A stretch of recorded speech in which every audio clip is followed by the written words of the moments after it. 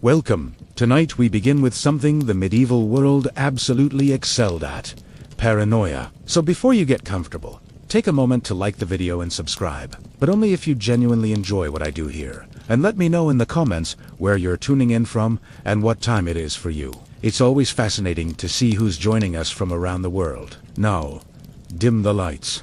Maybe turn on a fan for that soft background hum.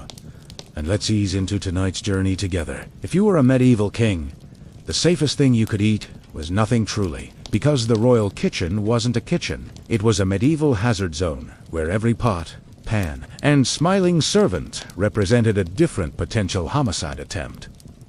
The cooks weren't just making meals, they were unintentionally and occasionally intentionally conducting daily biochemical warfare. Picture it, you walk into your kitchen as the most powerful man in the kingdom, and immediately you're greeted by the soothing aromas of boiling meat, burnt bread, and that one fish that should have been buried months ago. The head cook swears it's fresh, which is medieval for we scrape the flies off. And that's before the conspiracies even start. To protect themselves, kings employed tasters, a prestigious title that sounds noble, until you realize it translates to, "Please ingest this mystery stew and let me know if it kills you." It's the only job where surviving lunch counts as a promotion.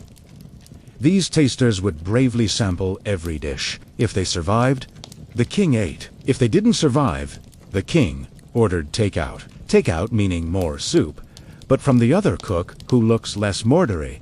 But here's the shocking truth. Medieval rulers weren't being dramatic. Poisoning was practically a national pastime. Why bother overthrowing a throne through war? Marching armies, spending money, sweating, when you could just sprinkle something suspicious into the royal porridge. Take King John of England. Chroniclers insist he poisoned at least one rival, which honestly checks out. The man was petty enough to lose the crown jewels in a swamp, so poisoning a relative was probably just another Wednesday. The Byzantine Empire, meanwhile, turned assassination by food into a competitive sport. Courtiers exchanged poisons, the way modern kids exchange Pokemon cards. Some emperors didn't even bother ruling. They just waited for dinner, dramatically clutched their stomachs, and let the next cousin take over. Even the papal kitchens weren't safe. More than one cardinal conveniently dropped dead right before an election. Chroniclers blamed the will of God, which is medieval, for please do not ask questions about what is floating in the wine.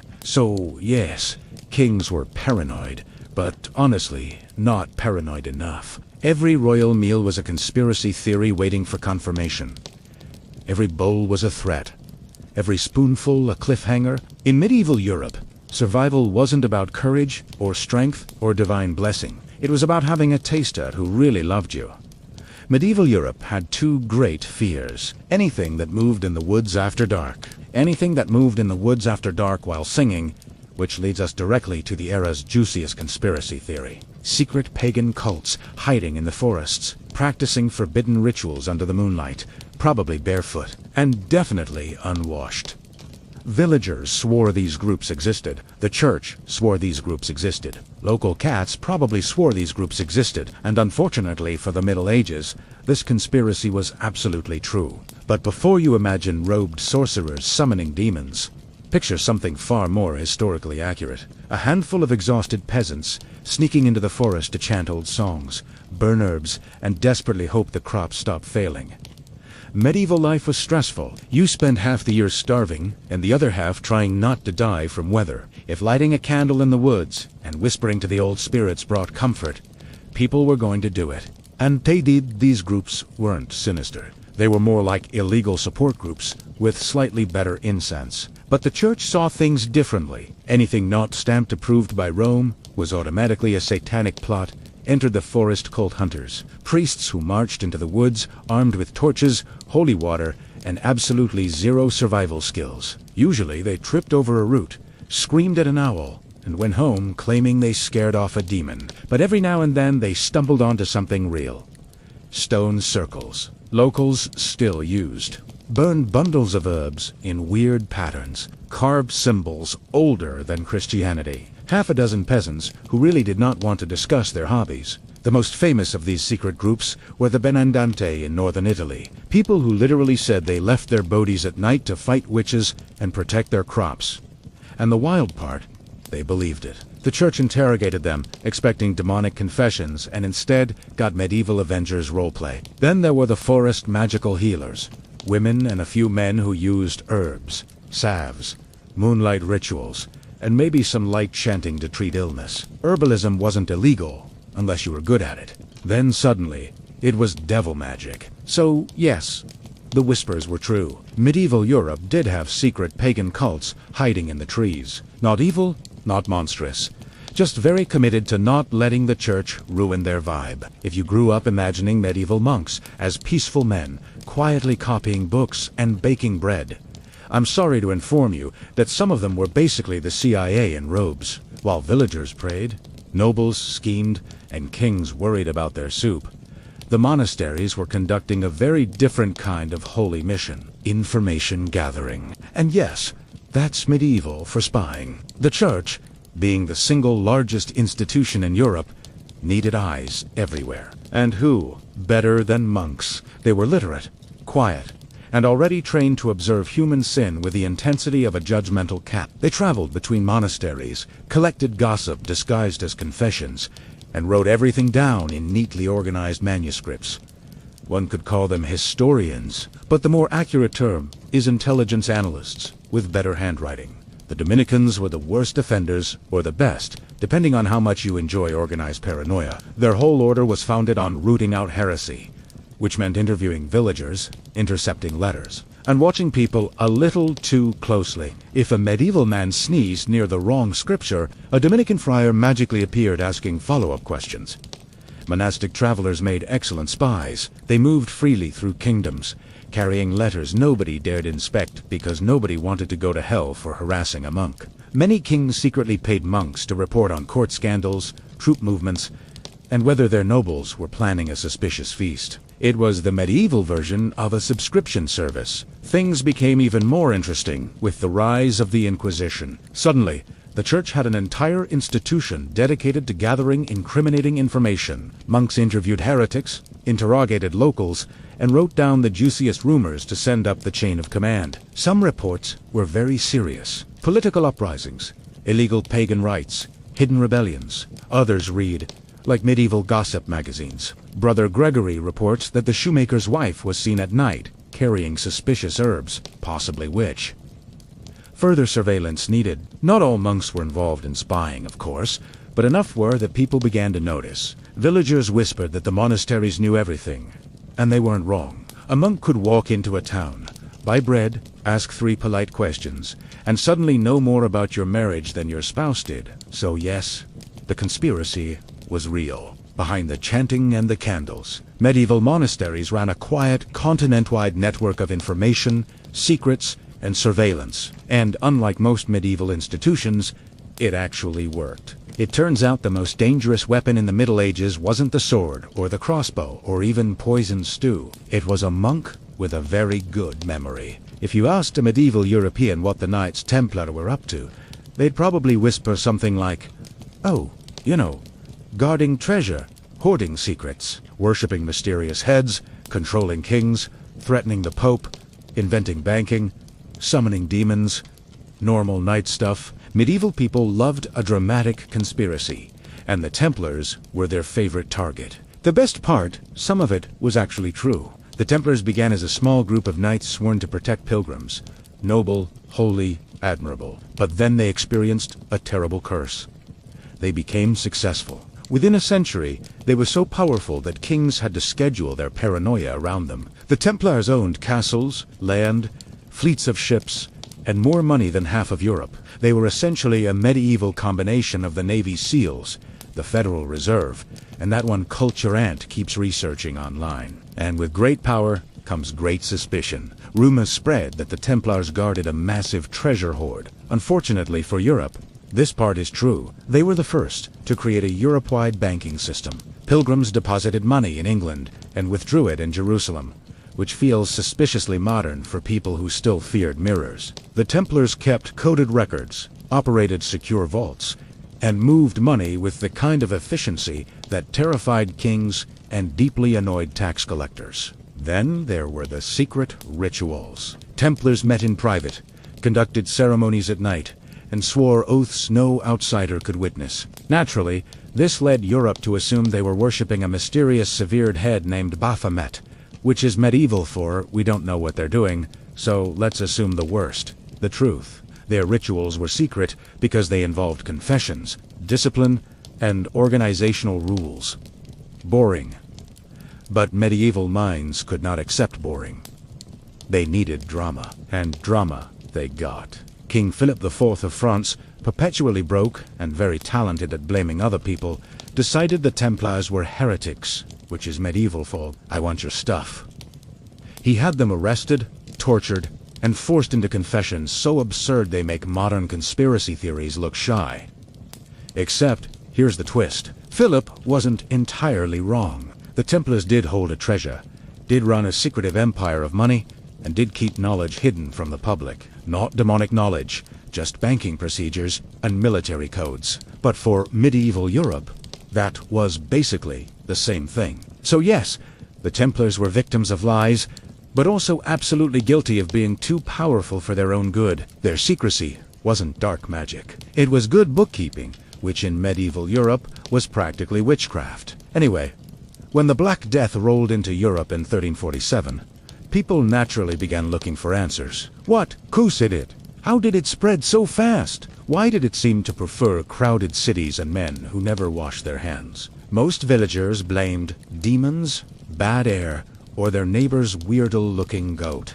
But a particularly juicy conspiracy theory emerged. The church knew more about the plague than it publicly admitted, and disturbingly this time, the conspiracy wasn't entirely wrong. The papacy and the higher clergy had access to medical reports, merchant letters, and incoming ship logs that ordinary people never saw. They knew when outbreaks were spreading through port cities. They knew when trade routes were collapsing. They knew that entire monasteries were dropping like flies. And while peasants were still out in the fields wondering why their neighbors suddenly exploded in boils, bishops were quietly packing their bags and temporarily relocating to countryside villas with much better airflow. To be fair, medieval clergy weren't doctors. Half of them thought illness came from corrupted humors, and the other half thought it came from God being mildly irritated. But they did have one undeniable advantage.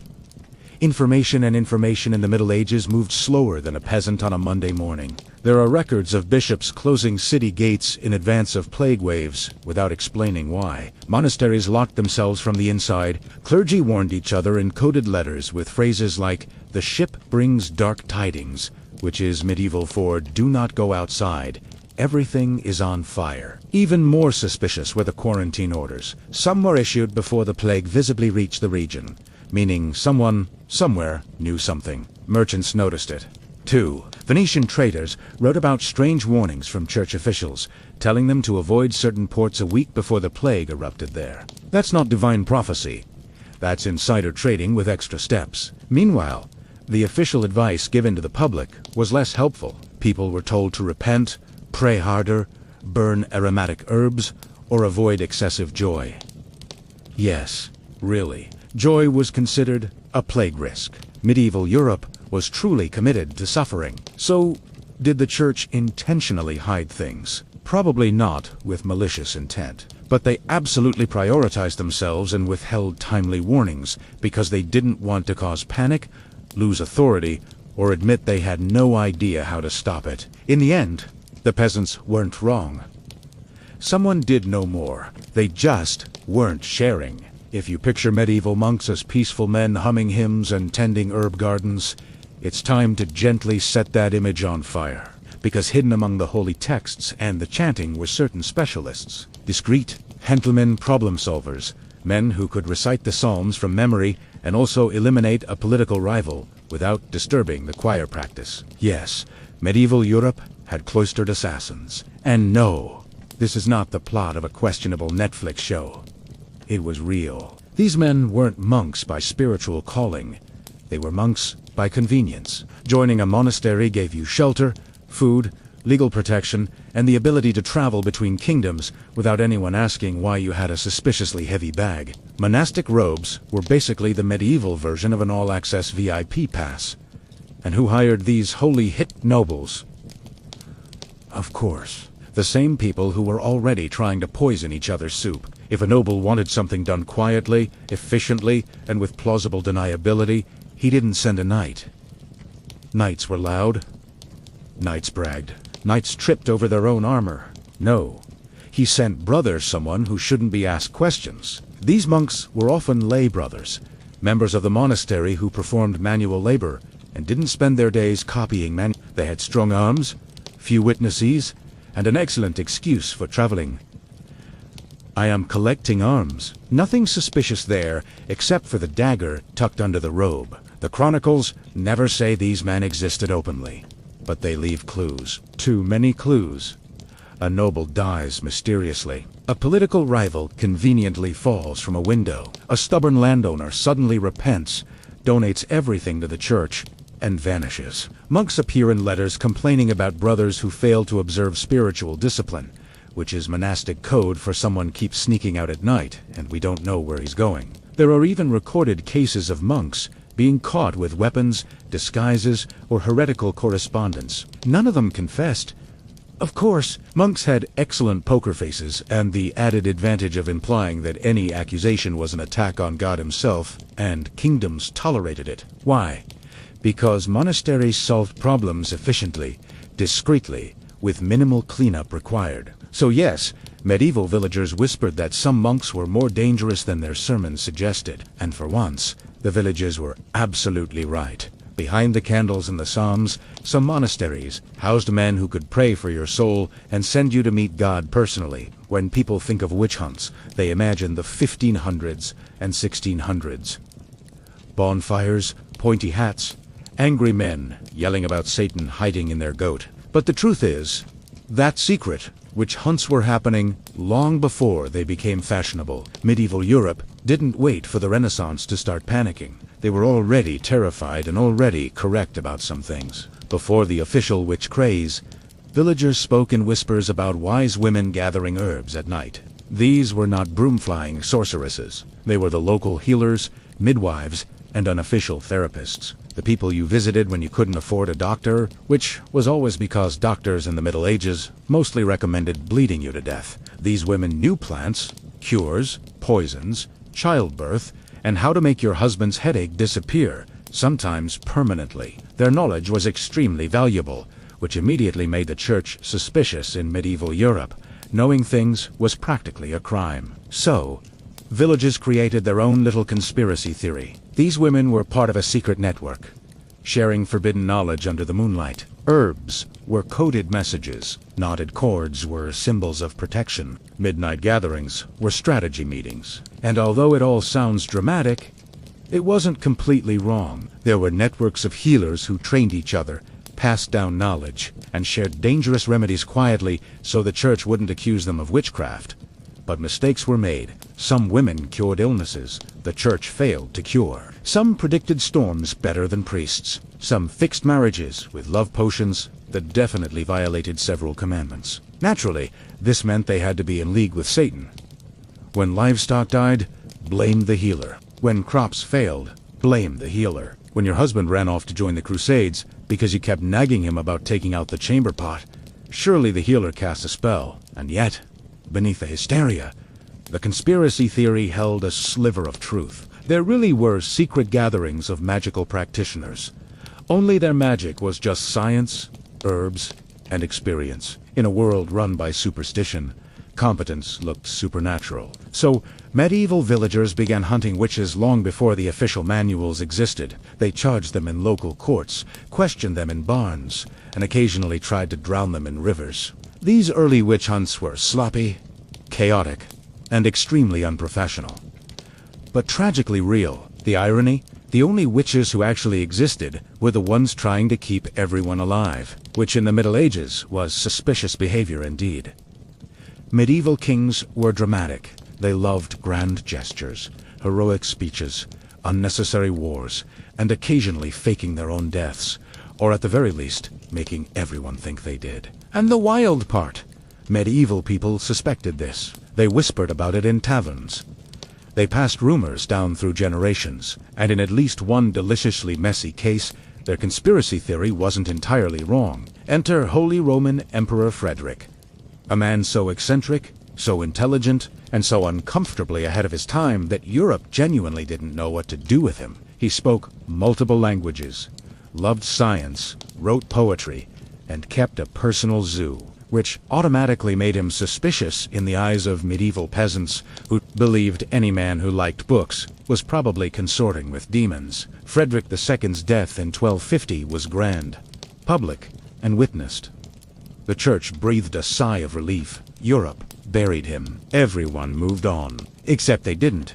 Because almost immediately, rumors spread that Frederick wasn't dead. He was merely hiding, resting, waiting, preparing to return and reclaim the empire like some medieval Batman, but with worse armor and better falconry hobbies.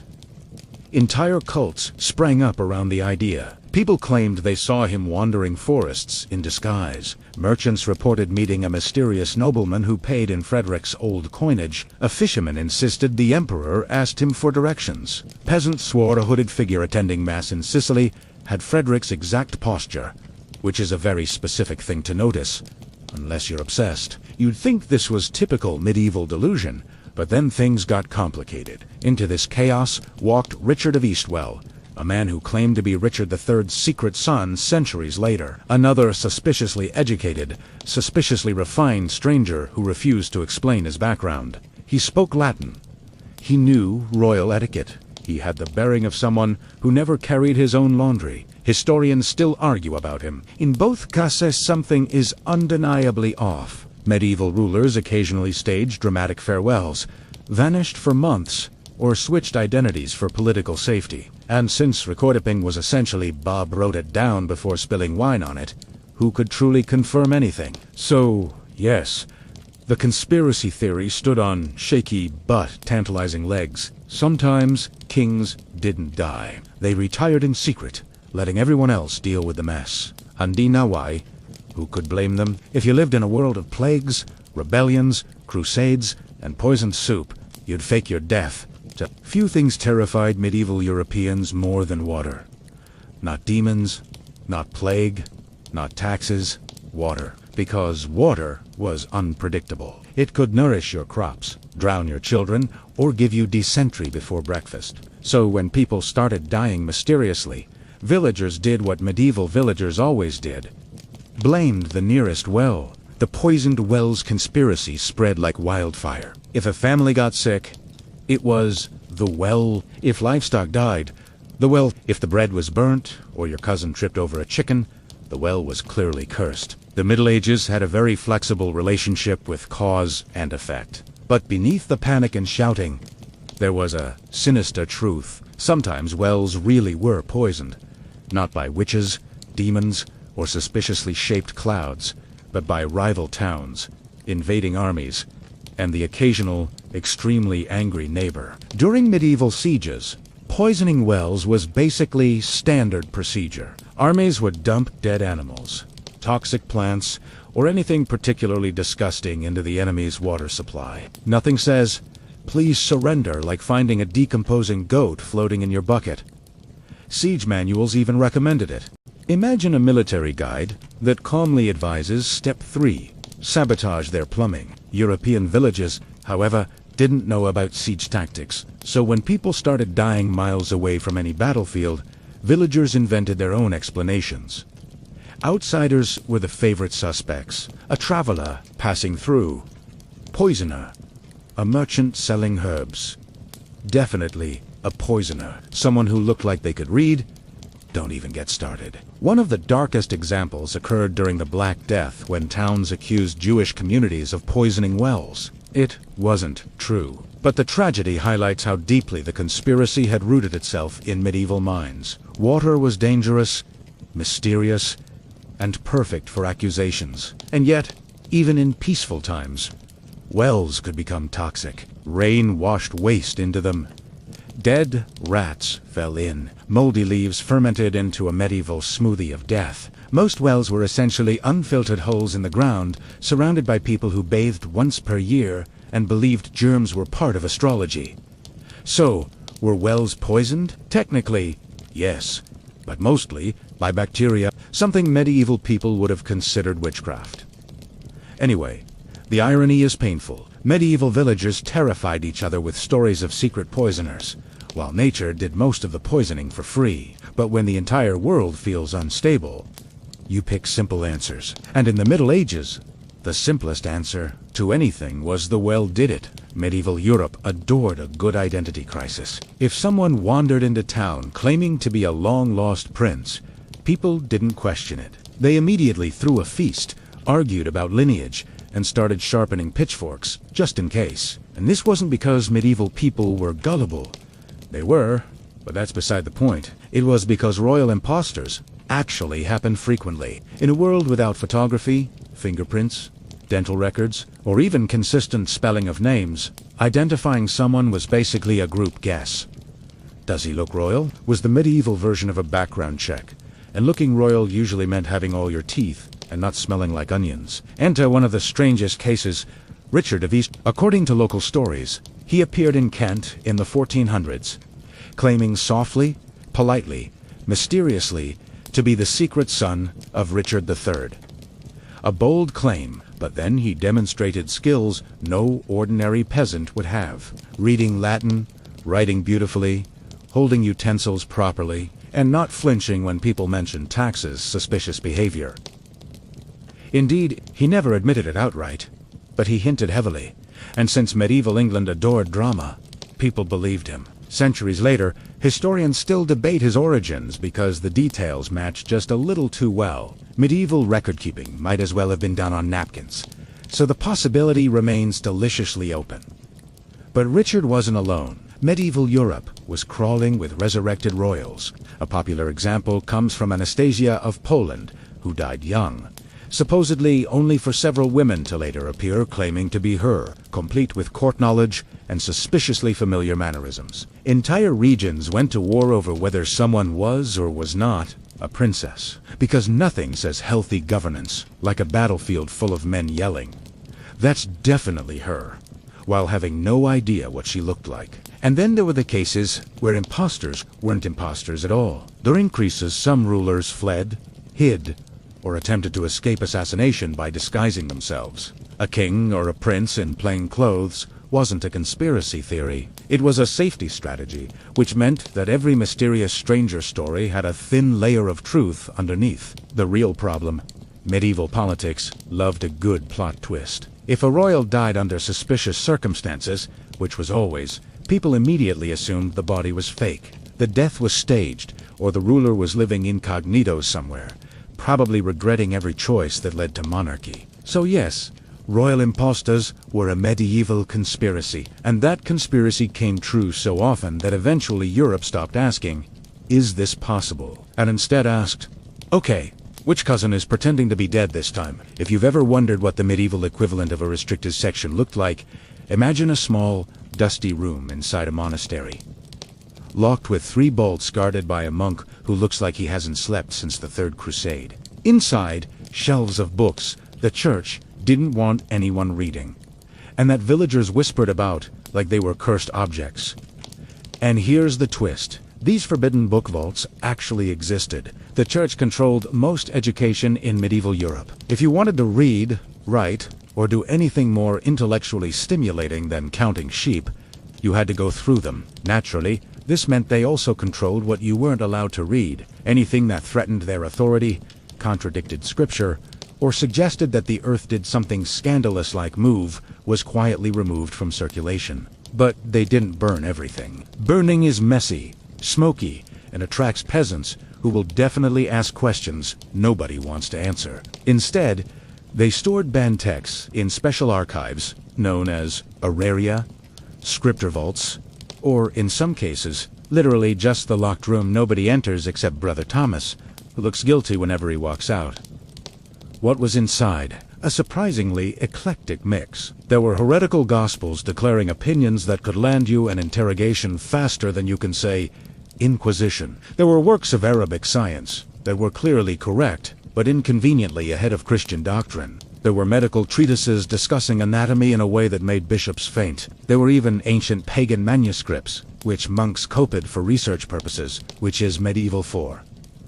I was curious and don't want to get in trouble. The best part is that church officials regularly argued about these vaults. Some believed the knowledge must be preserved for future generations. Others believed the knowledge must be locked away forever because it raised too many awkward questions. Questions like, if this pagan text correctly predicts an eclipse, what else is it right about? Silence, awkward shuffling, a bishop coughing loudly to avoid further discussion. These vaults weren't mere rumor. They were policy. When inquisitors seized the libraries of accused heretics, they didn't destroy everything. They catalogued it, studied it, filed it away.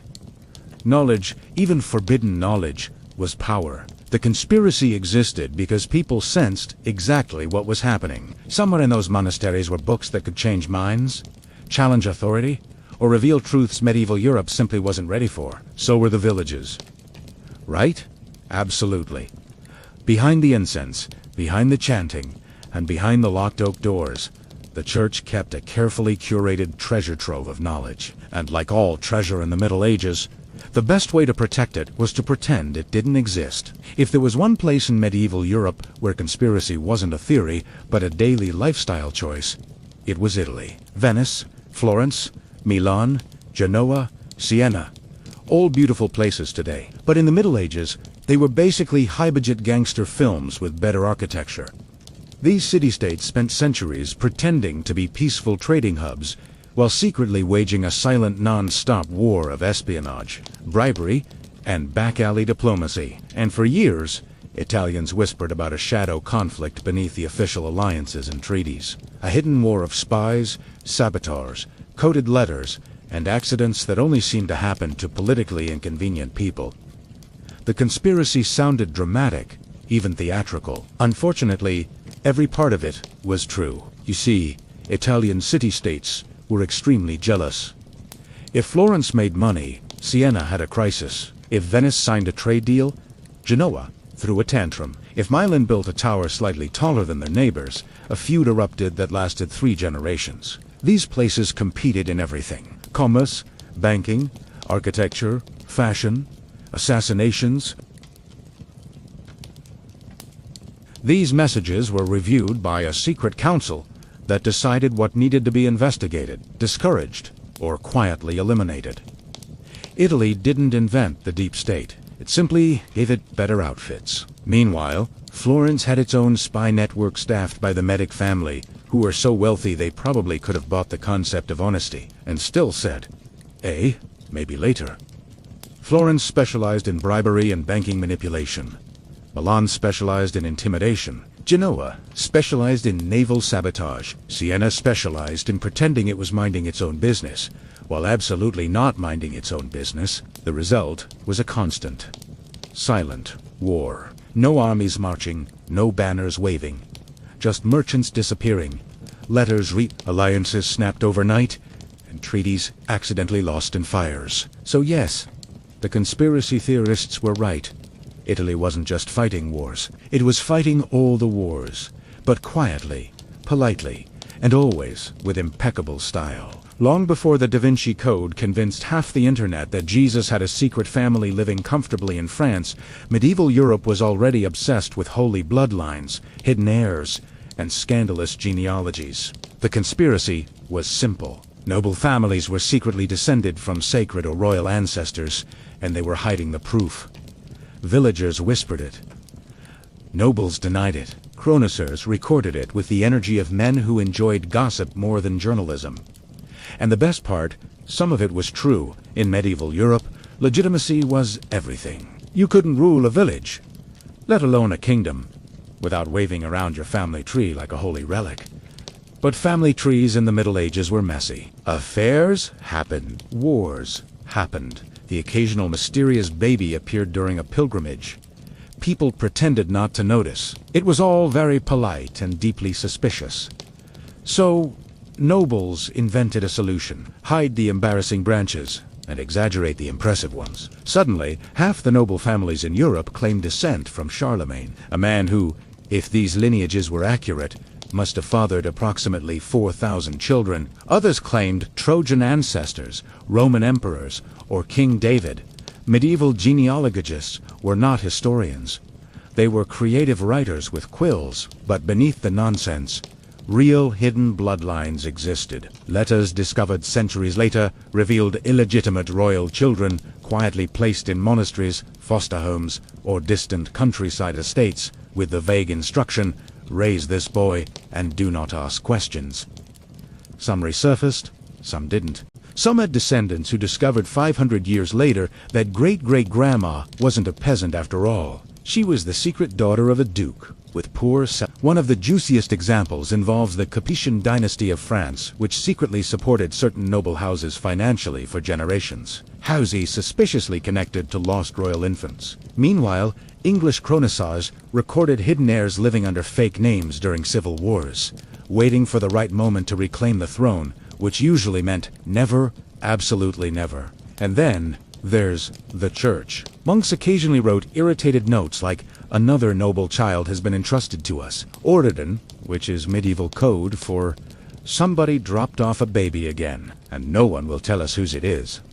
So, was there a conspiracy around holy bloodlines? Yes, but not because they were sacred. They were secret because they were scandalous affairs, hidden heirs, swapped identities, political insurance babies, all tucked away behind thick castle walls. Medieval Europe didn't need mythical descendants of Christ. It already had enough royal drama to last until the apocalypse. When medieval Christians whispered about secret Jewish and Muslim networks operating beneath the surface of Europe, they imagined something dramatic. Shadowy conspirators, trading coded messages, plotting rebellions, and coordinating across kingdoms like a medieval Illuminati. Naturally, the church panicked. Kings panicked. Villagers panicked. And the goats panicked, because goats always panic. But here's the twist. Almost no medieval person was prepared for. The networks actually existed, just not for the sinister reasons people imagined. They weren't planning world domination. They were planning survival. During the Middle Ages, Jewish and Muslim communities were frequently persecuted, overtaxed, expelled, or on particularly stressful Tuesdays, accused of poisoning wells, summoning demons, or staring too suspiciously at bread. So to avoid extinction, these communities created underground systems of communication and escape. Quiet, subtle, and absolutely not meant to overthrow anything except their own misfortune. These networks included safe houses, coded routes, sympathetic merchants, and doctors who traveled in disguise. Entire families fled across borders using prearranged signals. A lamp in a window, a scratched doorway, or a phrase like, "Is the pomegranate harvest good this year?" which was medieval code for, "Hello, I am in danger and would like to leave immediately." Jewish communities maintained informal transit routes stretching from France to the Rhineland to Iberia, with each stop overseen by someone who had mastered the ancient art of pretending nothing suspicious was happening. Meanwhile, Muslim communities in Spain and North Africa maintained cross-Mediterranean escape paths, moving fugitives, scholars, and persecuted families with remarkable efficiency, compared to most medieval institutions, which functioned like a donkey limping through molasses. These networks were shockingly competent. Of course, Christians interpreted this competence as proof of conspiracy. If a persecuted group managed to survive, that clearly meant they were plotting something. The logic was peak medieval.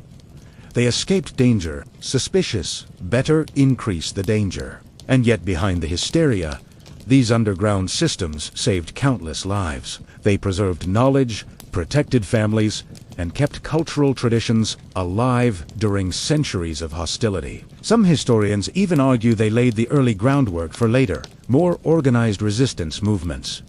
During the Renaissance, ironically, the only medieval conspiracy theorists who got this one right were the ones who intended harm. They sensed there was an invisible network, and there was. They simply misinterpreted its entire purpose. It wasn't a threat. It was a lifeline. So, yes, the conspiracy was real. But instead of planning the downfall of Europe, these networks were doing something wildly uncharacteristic for the Middle Ages. They were helping people. Medieval Europe officially ran on feudalism. Kings, nobles, peasants, duties, tithes, and taxes that made absolutely no sense to anyone, including the people collecting them. This was the system everyone talked about, the system written in charters. the system priests preached about while ignoring their own financial habits. But beneath that wonderfully dysfunctional surface existed another system, a quiet, unofficial, unregulated maze of deals, favors, illegal markets, and under-the-table arrangements known today as the shadow economy in medieval terms. Just how things work, my son. And here's the fun part. Everyone pretended it didn't exist, while simultaneously participating in it daily. The conspiracy went like this. Groups of thieves, smugglers, moneylenders, and entrepreneurially flexible peasants operated outside the law, forming networks that stretched across towns and even kingdoms. Secret trade routes, black market goods, illegal borrowing, quiet bribes, all happening in every alley and tavern from London to Venice. Medieval people believed in this underground economy. They told stories about it. They warned their children about it. They drew very dramatic lines in the sand about how sinful it was. And they were absolutely right. Start with the thieves' guilds. Yes, they existed. No, they did not wear uniforms, but they organized territories, settled disputes, and punished independent thieves for violating professional courtesy. Medieval law enforcement was so useless that thieves created their own HR department. Then there were the unofficial moneylenders, often operating in back rooms of taverns, monasteries, or that one house on the corner everyone avoided because charging interest was technically a sin, unless you did it quietly, in which case it was mutual aid. Smuggling was everywhere. Salt, wine, grain, wool, ink, iron. If it could be taxed, someone was smuggling it. The king's tariff was less a law and more a polite suggestion no one took seriously. Entire villages would mysteriously lose shipments right before tax collectors arrived, only for those same goods to reappear moments later in the barn of someone named Petro, who found them on the road. Markets had their own conspiracies. Sellers fixed prices. Bakers hid cheap flour in bread. Butchers adjusted weights. Fishmongers claimed their fish was fresh when it clearly died during the First Crusade. Everyone lied a little, stole a little, and nodded politely at Sunday Mass, as if God hadn't watched them cheat 3 customers that morning. So yes, the medieval shadow economy was real. It was thriving. And it was the only part of the economy that actually worked consistently. The biggest conspiracy wasn't that it existed, it was that everyone pretended they weren't involved. Night in Kiang arrived softly, like silk falling over the city. But the pleasure quarters never truly slept. As the sun slipped behind the palace roofs and merchants closed their shutters, another world awakened. One built not on laws or duty, but on sensation, artistry, and the delicate promise of escape. Lanterns lit first, trembling gently. The servants carry them out in long chains, each flame protected behind lacquered shades of red gold and soft jade. Soon the entire district glowed like a small constellation brought down to earth, shimmering above the cobblestones that had been worn smooth by generations of wandering feet. Walking through the first archway, a visitor heard the world change. The clatter of daytime markets faded behind them, replaced by the soft stroke of zithers, the rhythmic tapping of wooden blocks, and laughter drifting through silk curtains. Tea houses opened their doors with quiet pride, each one promising a slightly different atmosphere, some peaceful and scholarly, others lively and filled with actors rehearsing lines before their evening performances. The air smelled of roasted barley tea, honeyed pastries, sandalwood, incense, and occasionally a faint touch of plum wine. What made Kaifeng's floating world unique was not only its beauty, but its illusion. The sense that once inside, time loosened its grip. Scholars who had spent their days buried in scrolls arrived to recite fresh poetry.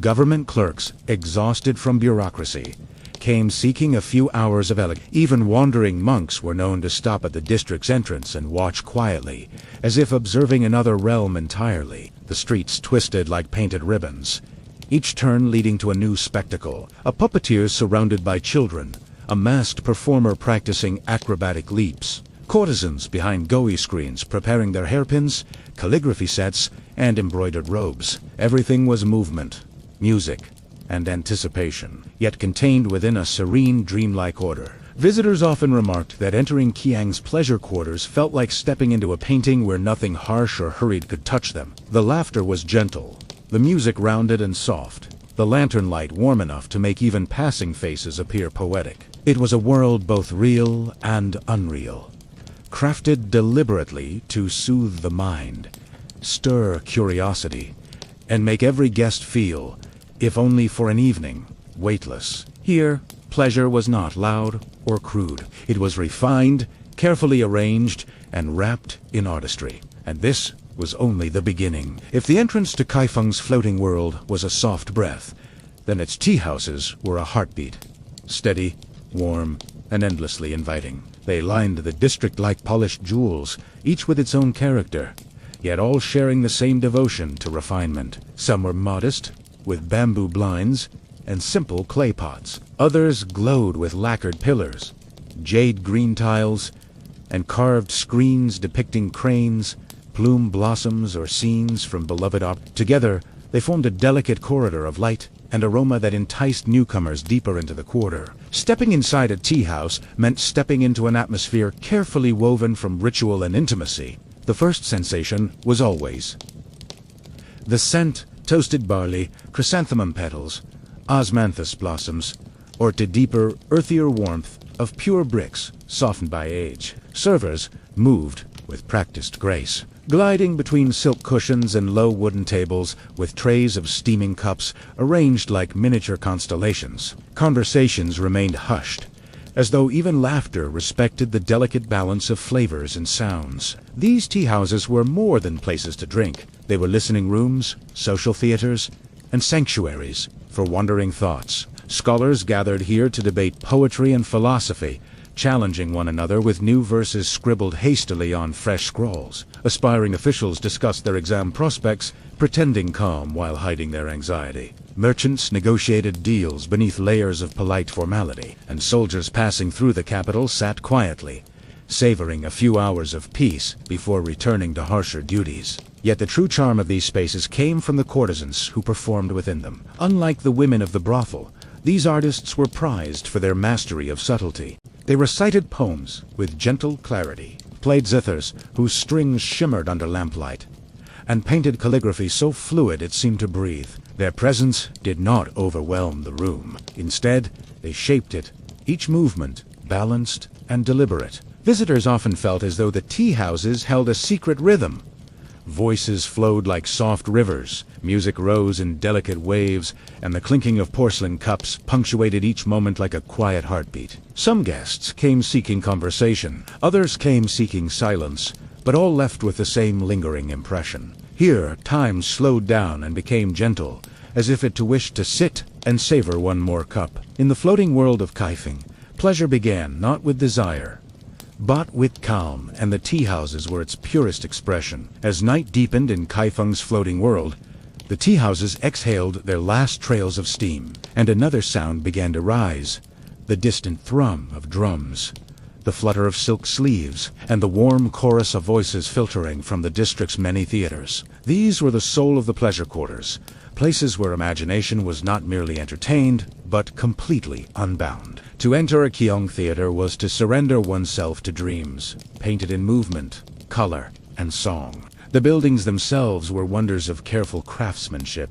Some were simple wooden halls with open stages and benches worn smooth by years of use. Others rivaled temple architecture with carved rafters, dragon-headed beams, and facades decorated with scenes from ancient myths. Lanterns hung overhead in tired arrangements, casting a golden glow that softened every contour and turned the audience's faces into floating shapes of anticipation. Inside, actors prepared behind screens painted with plum blossoms and running horses. Their makeup was not merely decoration, but transformation. White powder to smooth the face into an otherworldly mask, bold crimson accents to define emotion, and ink-black lines that could shift an expression with the slightest movement of the eyes.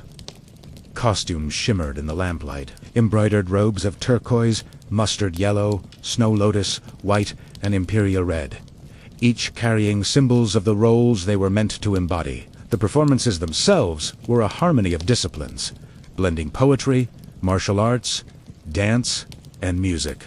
A single gesture of a silk sleeve could suggest heartbreak. The twirl of a sword could spark tension like a sudden gust of wind. Musicians sat at one side of the stage, plucking zithers, striking wooden clappers, or coaxing long, trembling notes from bamboo flutes.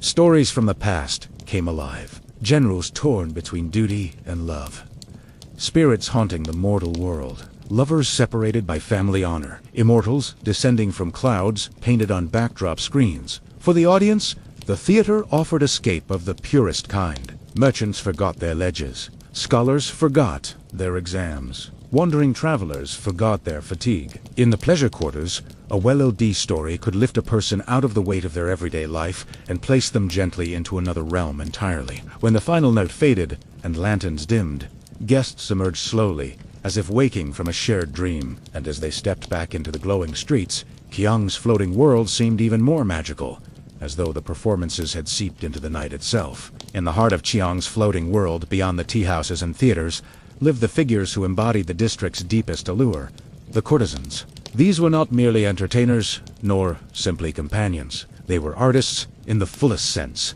trained from childhood in poetry, music, painting, etiquette, and the delicate, unspoken art of emotional presence. To meet a renowned courtesan was to encounter refinement shaped into human form. Their residences, known as Weiyuan flower pavilions, stood quietly behind carved wooden gates. Some were small and intimate, filled with soft cushions, shelves of inkstones and vases of seasonal blossoms, changed daily by servants. Others were grand with inner courtyards, koi ponds, and moon gates through which lantern light drifted like floating petals. Regardless of size, each pavilion carried the gentle fragrance of incense, cosmetics, and newly brushed silk, creating an atmosphere of tranquil anticipation. The courtesan's charm began long before she spoke. Her appearance was a composition in itself, hairstyled into elegant loops and combed smooth with perfumed oils.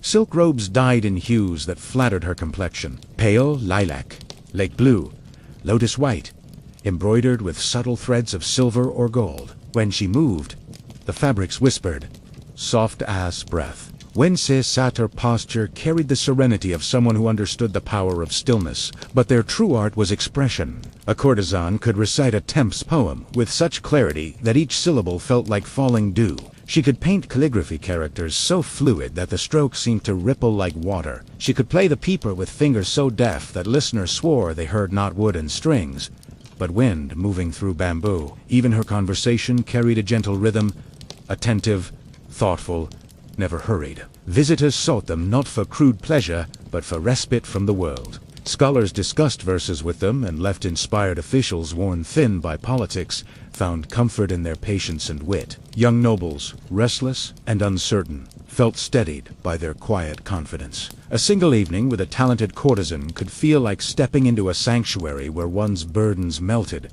replaced by calm. Yet beneath their elegance lay an unspoken truth. The life of a courtesan required discipline, artistry, and resilience. Their refinement was not effortless. It was crafted with devotion, and for those who entered their pavilions, the experience remained unforgettable. A moment suspended between reality and beauty, held gently in graceful hands beyond the flower pavilions. Deeper into the dimmer alleys of Kiang's floating world stood the establishments that blended art with intimacy.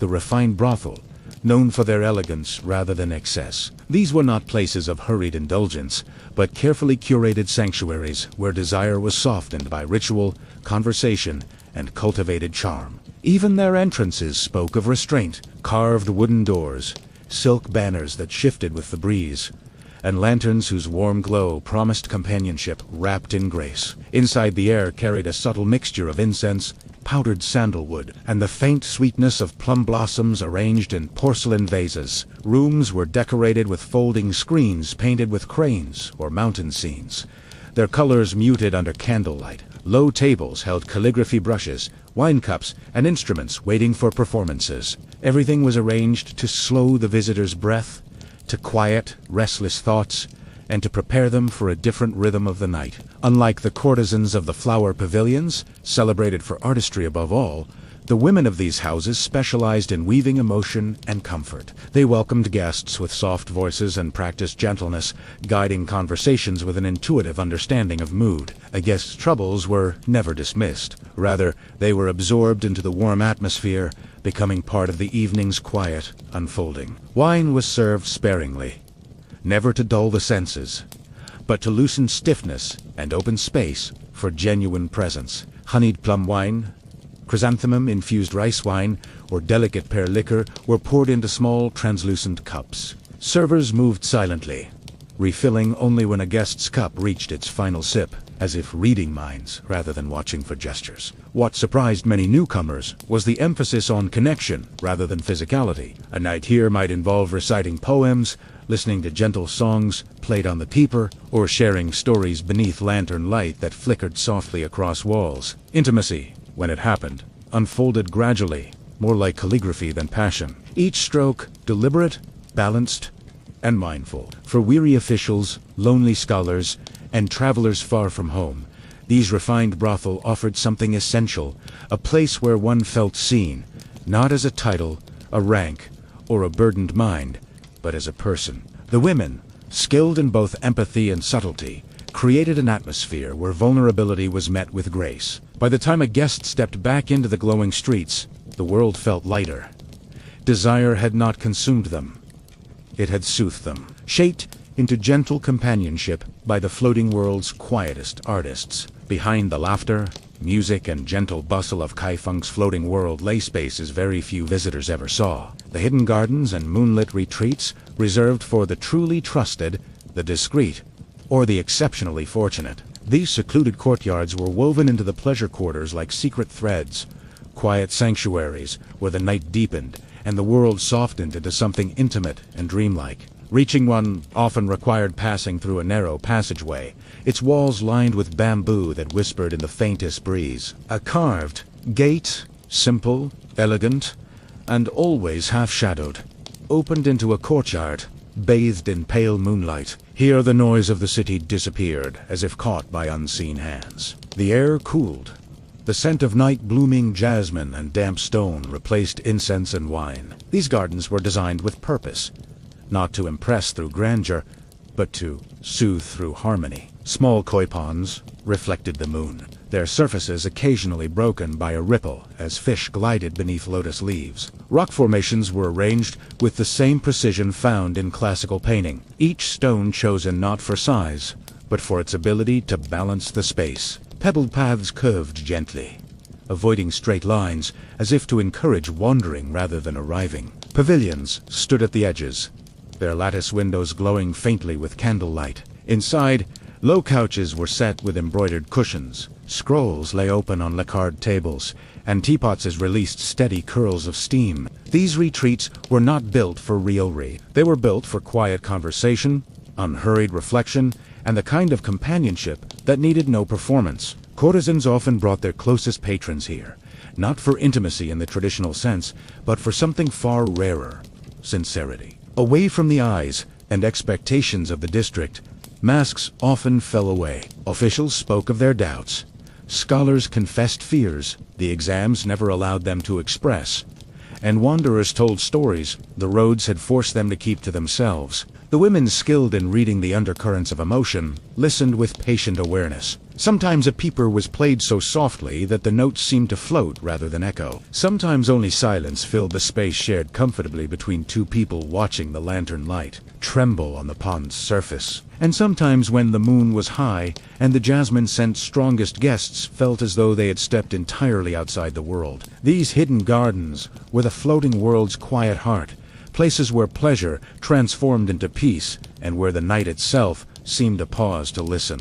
In Qiang's floating world, music and calligraphy were not simply they were languages, refined expressions that revealed the inner rhythm of the night. While visitors often arrived seeking conversation, comfort, or performance, many found themselves unexpectedly captivated by these quieter arts. They formed the backbone of the district's emotional landscape, turning fleeting evenings into memories that lingered like ink on silk. Music came first, drifting through the pleasure quarters like a soft breeze. The peeper, with its pear-shaped body and bright fluid notes, was the most familiar voice of the night. Courtesans plucked its strings with fingertips hardened by practice yet softened by grace, producing melodies that could shift from playful to melancholic with a single change of tempo. Alongside it, the guqin offered deeper, more meditative tones, slow, trembling vibrations that seemed to resonate directly in the chest. Guests who closed their eyes often swore they could hear mountains, rivers, and vast open skies within its unhurried rhythms. Bamboo flutes added another layer, carting warm, breathy notes that floated above the district like birds crossing a dusk sky. Small ensembles sometimes gathered spontaneously in tea houses or pavilions, blending instruments the way calligraphers blend ink. The result was not a performance meant to dazzle, but an atmosphere meant to envelop. Each note placed with care, each silence allowed to breathe. Calligraphy offered a different kind of quiet magic. Courtesans kept inkstones ready at all times, along with brushes of wolf, rabbit, or goat hair selected for specific strokes. When a guest expressed interest, a woman might kneel beside a low table and grind ink slowly, allowing its fragrance to rise before guiding the brush across fresh paper. The act was meditative, its beauty lying not only in the finished characters, but in the fluid motion of wrist and arm. Some wrote classical verses, others painted free-flowing characters meant to match the mood of the evening. Guests often found themselves mesmerized, not by the meaning of the words, but by the serenity of the process, the way each stroke seemed to gather emotion and release it with controlled precision. To witness music and calligraphy in Qiang's floating world was to understand that artistry here was not ornamental, but essential. It created moments that required nothing but presence. And in a world where so much of life rushed forward relentlessly, these arts invited guests to pause, to breathe, to listen, to watch ink bloom on paper, and realize that beauty could be both delicate and enduring. The pleasure quarters of Qiang were shaped as much by those who visited them as by those who performed within them. Each night drew in a mosaic of personalities: scholars, merchants, government officials, travelers, and dreamers, all seeking something different, yet all softened by the district's gentle spell. Here, status blurred, titles lost their stiffness, and people met one another not through rank, but through mood, curiosity, and shared appreciation for subtle beauty. Scholars were among the most common visitors. Many had spent the day buried in the rigors of preparing for the imperial examinations, a system that demanded perfect memory, flawless reasoning, and endless discipline. By the time evening arrived, their minds ached with confusion, classics, and bureaucratic anxieties. In the floating world, they found released tea houses became their temporaramis,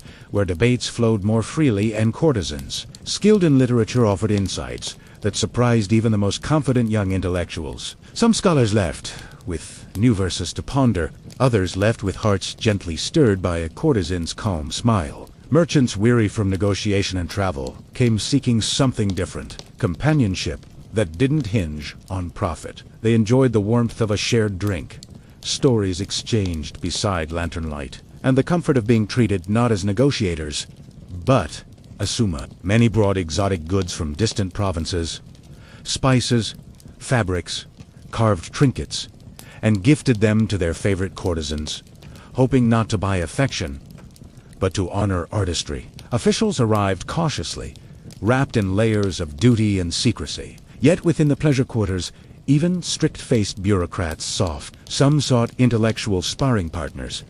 Others sought silence. A few came simply to observe, finding comfort in watching life unfold without needing to control it. The courtesans understood how to navigate these men, listening without judgment, offering empathy without obligation. Then there were the wanderers, individuals with stories the road had shaped, soldiers between assignments, monks passing through the capital, entertainers from other cities, and young dreamers unsure of their place in the world. They came without expectations, content simply to sit beneath lanterns, sip warm tea, and feel part of a wider, gentler human tapestry. What bound all these groups together was a shared desire for refuge. The pleasure quarters were not an escape from responsibility, but a pause from its weight. A place where emotion, beauty, and conversation flowed freely. Here, every visitor, no matter their origin, found a small corner of belonging in Qiang's luminous night. As night in Qiang slowly thinned into the pale edges of dawn,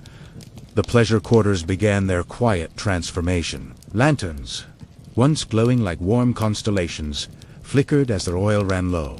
The music soft, conversations tapered off, and the floating world, so alive only hours before, began to fold itself gently away, like silk robes being carefully stored after an evening of The streets at this hour carried a rare stillness. The laughter and footsteps that had echoed beneath the eaves were now muted, replaced by the soft sweep of brooms and the rustle of early morning vendors preparing their stalls. The scent of jasmine and heated wine faded, replaced by the cooler fragrance of dew on stone and the faint sweetness of steamed buns rising in nearby kitchens. Tea houses closed their carved doors one by one, curtains fallen like tired eyelids after a long night of stories, debates, and hushed secrets. Within the flower pavilions, courtesans extinguished their candles and loosened their elaborate hairstyles, letting the long weight of their day slip free. Their instruments rested on low tables, strings cooling in the morning air. The women moved with a gentler, more private grace now, not the polished performance of the night, but the quiet routine of those who lived between two worlds. Some sat by their windows, watching the sky brighten. Others wrote a final line of calligraphy to settle their minds before sleep. For them, dawn marked not the beginning, but the end. Hidden gardens fell completely silent. Moonlit ponds that had reflected whispered confessions now mirrored the earliest hints of sunlight. The koi moved lazily, undisturbed by the absence of voices. The pavilions stood empty, their paper windows glowing softly, as if holding the last traces of the night's memories. Even here, the atmosphere shifted from enchantment to rest, from intimacy to stillness, to patrons departed slowly, stepping out with the lingering softness that the district so carefully cultivated. Scholars held their robes a little tighter, thinking over poems recited hours earlier. Officials walked with lighter expressions, their burdens temporarily eased. Merchants breathed in the cool morning air, savoring the rare feeling of a night spent not in negotiation, but in gentle company. By the time the sun rose fully, the floating world had nearly vanished. The pleasure quarters appeared ordinary again, just another part of the city. Yet those who had walked its lantern-lit paths carried something with them, the sensation of having lived, even briefly, in a realm shaped by art, beauty, and human connection. And they knew that when night returned, Kiang's hidden world would awaken once more, ready to offer another evening of soft light, refined companionship, and dreams painted in music and silk. When people imagine Alexander the Great, they picture the battles, the dust of Isu, the river charge at the highest, the phalanx locked in gleaming formation. But none of those victories would have existed without something quieter, far less glamorous, yet infinitely more impressive, the logistical machine behind him. His army did not simply march across continents because they were brave. They marched because every step was calculated, because the supplies flowed, because the system worked. From the moment Alexander left Macedon in 334 CE, he wasn't just leading an army. He was commanding a moving city of nearly 40,000 men. This city stretched 4 kilometers, went on the move with soldiers, cavalry, engineers, siege specialists, medics, blacksmiths, cooks, scribes, and interpreters. Behind them came thousands of animals, mules, camels, pack horses, each loaded with tools, food, spare weapons, and medical supplies. The army had no trucks, no engines, no radios. Yet it coordinated movement across some of the harshest terrain on Earth with a precision modern militaries still study. Alexander inherited a brilliant system from his father, King Philip II, but he refined it ruthlessly. The army traveled light, extraordinarily light for its size. Soldiers carried only essential gear, weapons, armor, a cloak, a few days' worth of grain, and often a simple cooking pot. Tents were mostly reserved for officers. Ordinary soldiers slept under the open sky, reducing baggage weight and increasing speed. The less they carried, the faster they moved. And speed for Alexander was as deadly as a spear. But movement was only half the story. The real miracle lay in supplying the army. Alexander understood that fuel, food, water, fodder was as important as bronze and iron. His scouts rode days ahead, mapping wells, rivers, and villages. Local cooperation was negotiated before the army ever arrived. If an area couldn't support the troops, routes were changed. If grain was needed, caravans were organized. If the land was barren, rations were adjusted, and marches were shortened to avoid exhaustion. This careful choreography made Alexander's army something almost unnatural for its time, a force that could move swiftly, strike suddenly, and survive in environments where other armies would starve. The logistics were invisible to most, but they were the heartbeat, the silent engine. The reason a young king could take one army across deserts, mountains, and empires, and never let it collapse under its own weight. Feeding 40,000 men was not a challenge. It was a crisis waiting to happen every single day. Alexander's commanders understood this better than anyone. A soldier could fight without sleep. He could march with bleeding feet, but without food and water, the army collapsed. Discipline vanished, and the momentum of the campaign died. So before any battle, any victory, any moment of glory, there was grain. Tons of it hauled, bought, taxed, or foraged to keep the machine alive. The backbone of the army's diet was barley and wheat. Each soldier consumed roughly a kilogram a day. Multiply that by tens of thousands. Add cavalry horses, pack animals, and the herds that followed the army, and the numbers spiraled quickly into something staggering. Alexander solved this not with stockpiles which slowed movement, but with constant acquisition. His scouts and quartermasters rode ahead, securing agreements with towns and villages before the army arrived. They negotiated grain, fodor, salt, dried meat, and sometimes livestock, all delivered directly to the army's route. When cooperation failed, the Macedonians foraged aggressively. This wasn't random plundering. It was an organized sweep. Units spread out across a radius around the marching column, gathering grain, cutting fodor, and seizing supplies. But Alexander preferred diplomacy over destruction.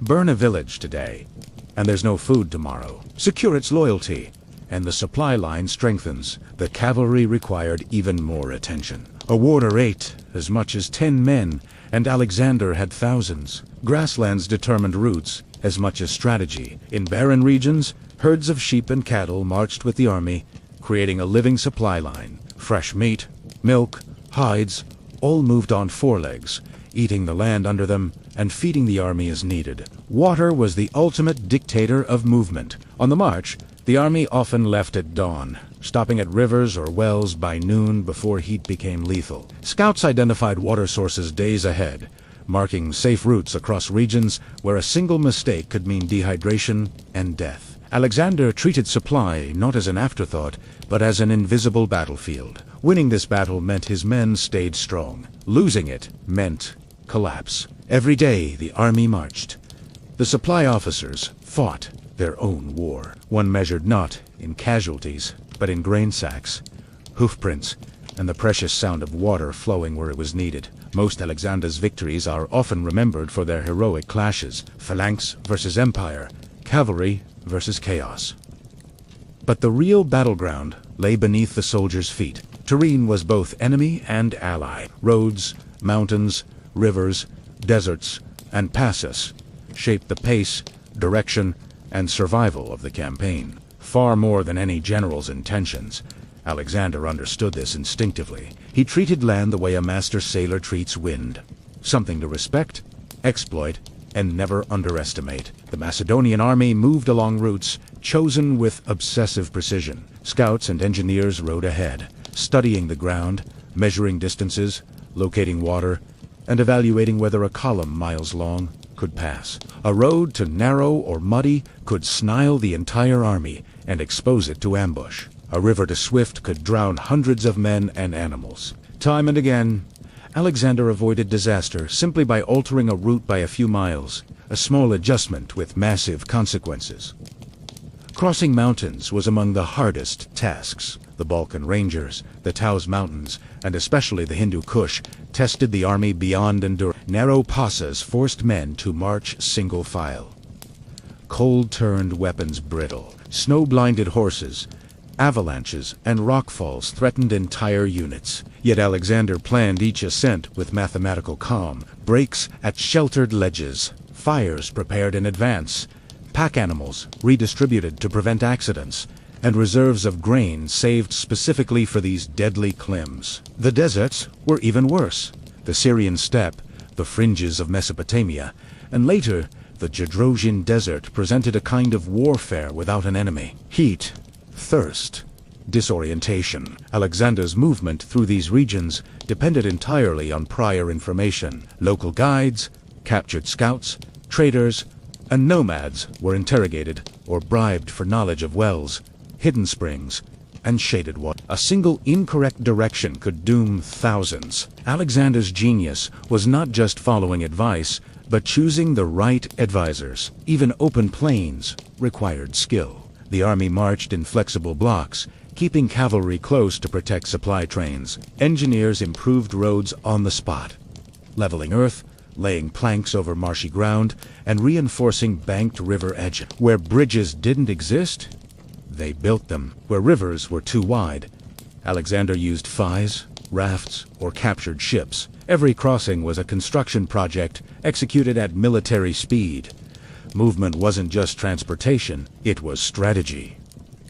By mastering the land, Alexander mastered time. He arrived when enemies thought him weeks away. He struck before they believed movement was possible. Terrain didn't slow him, it amplified him, and that more than any sword made his campaign unstoppable. No ancient campaign survived on strength alone. Armies without information walked blind into deserts, ambushes, empty storehouses, and poisoned wells. Alexander understood this better than any commander of his age. His empire was built not just by phalanxes, but by eyes and ears. Scouts, informants, interpreters, diplomats, and local guides who formed the nervous system of his logistical machine. Every march began with reconnaissance. Days before the main column moved, Alexander's Promoi light cavalry scouts rode out in wide arcs ahead, sometimes covering 50 kilometers a day. They mapped terrain, checked water sources, counted livestock in villages, and watched for hostile forces. Their reports determined everything: the road, the pace, the timing, the need for supplies. A wrong report could kill thousands. The good ones saved them, but scouts alone weren't enough.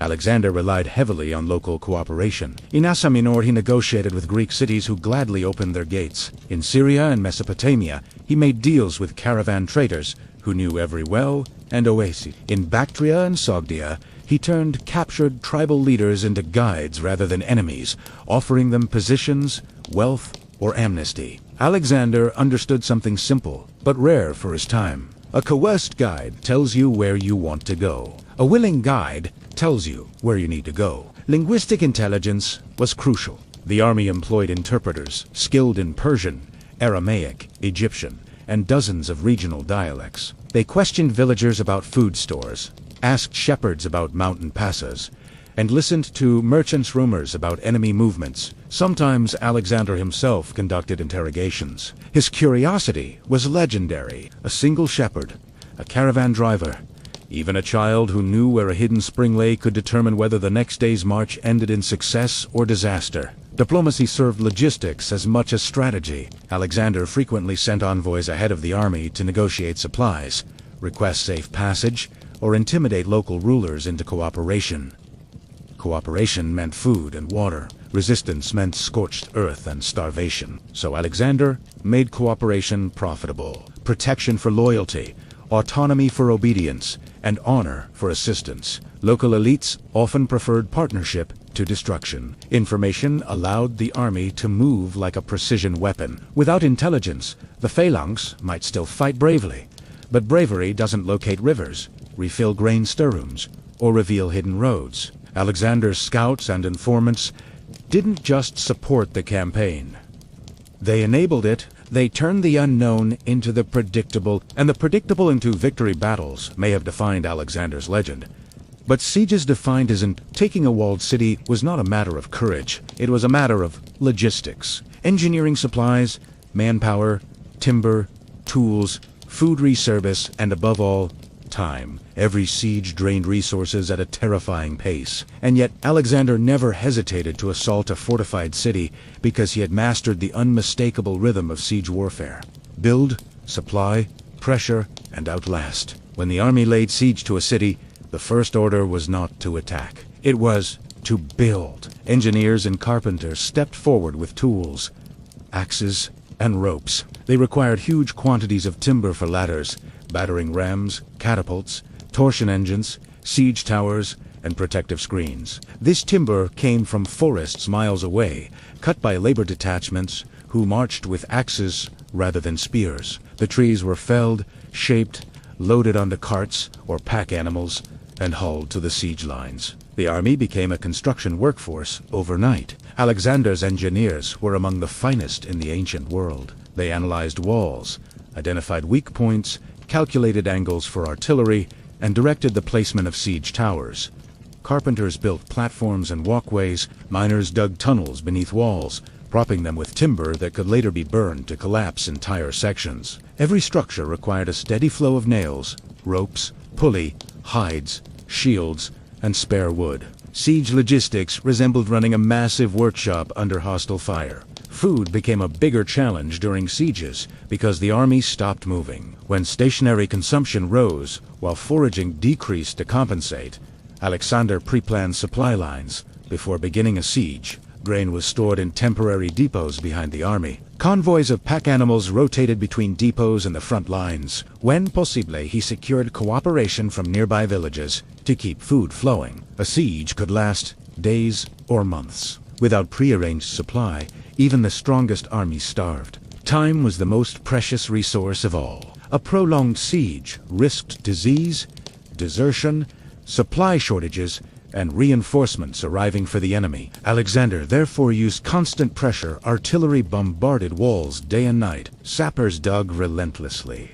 Marines conducted amphibious assaults when cities stood by water. The goal was not merely to break walls, but to break morale to ensure the city surrendered before the logistical clock ran out. Every stone hurled from a catapult. Every tower rolled forward. Every underground tunnel supported by timber reflected the same truth. Alexander didn't win sieges through brute force. He won them through logistics, a blend of engineering, calculation, and relentless preparation that wore down enemy cities long before the final breach. Water, though essential for survival, was also one of the most dangerous obstacles Alexander's army faced. Rivers were unpredictable.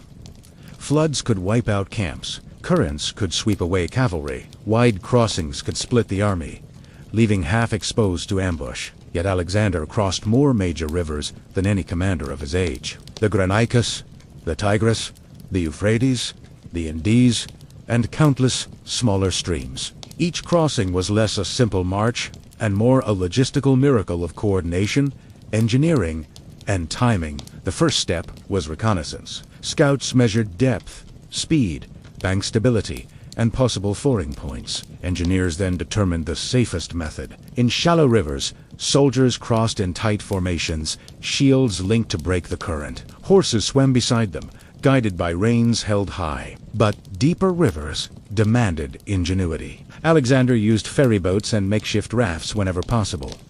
Local vessels were seized or hired. Horses were fed across on barges or made to swim, guided by handlers paddling alongside. The army lashed reeds, logs, and inflated animal skins together to create buoyant platforms capable of carrying siege equipment, carts, and grain.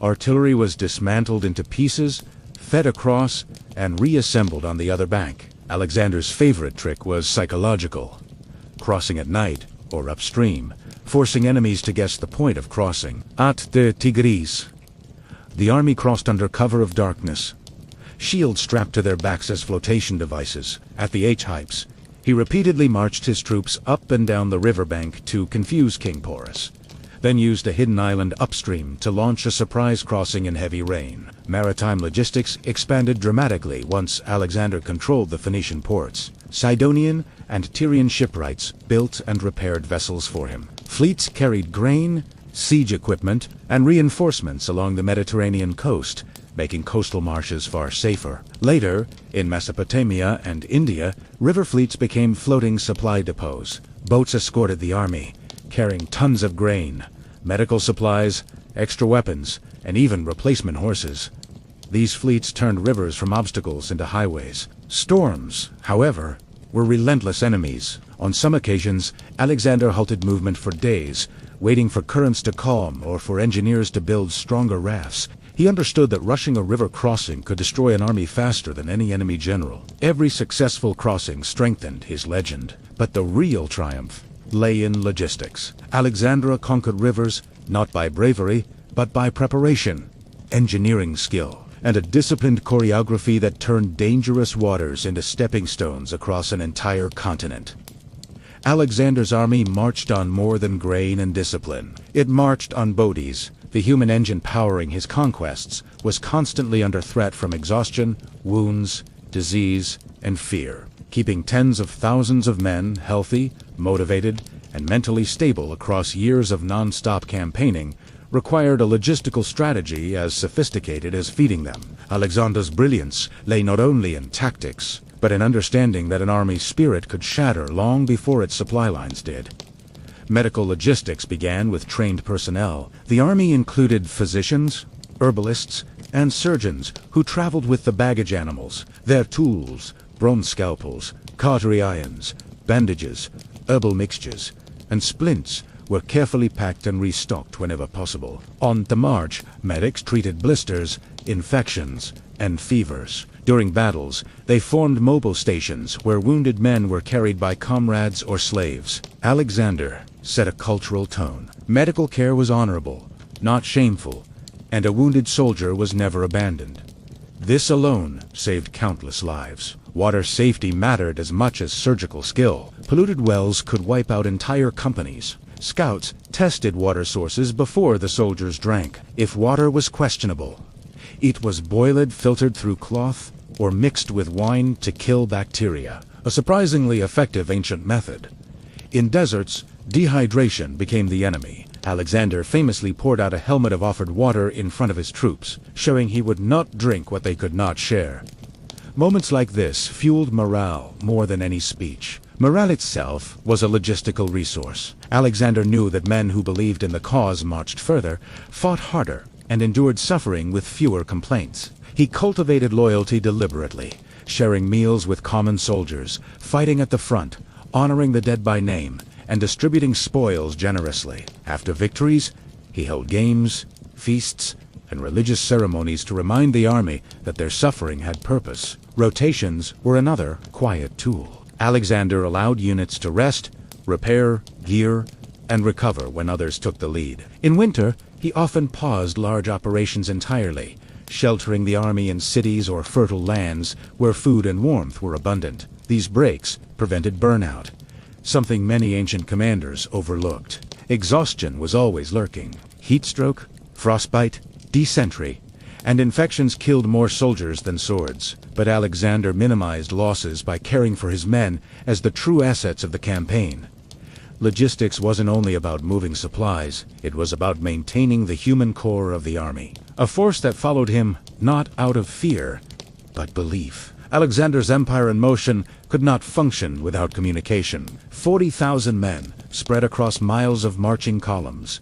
Supply-trained scouting parties and engineering units needed a continuous stream of orders, clear, fast, and reliable. In an age with no radios, no written dispatches carried by vehicles, and no long distance signaling devices beyond flags and fire beacons, this challenge was immense. Yet, Alexander managed it with a system so effective that his army moved like a single organism. The core of the communication network consisted of messengers, mounted couriers trained to navigate rough terrain at speed. These riders carried verbal or written orders from Alexander to his commanders, from commanders to officers, and from officers to the men.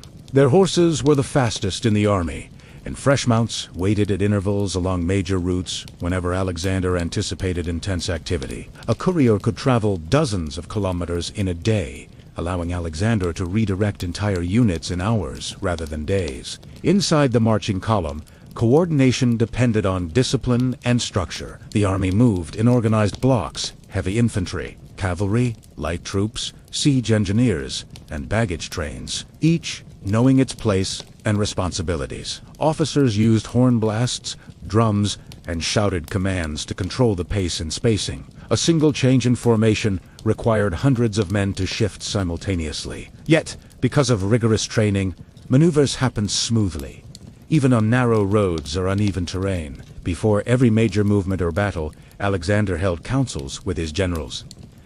These meetings were not ceremonial. They were tactical briefings.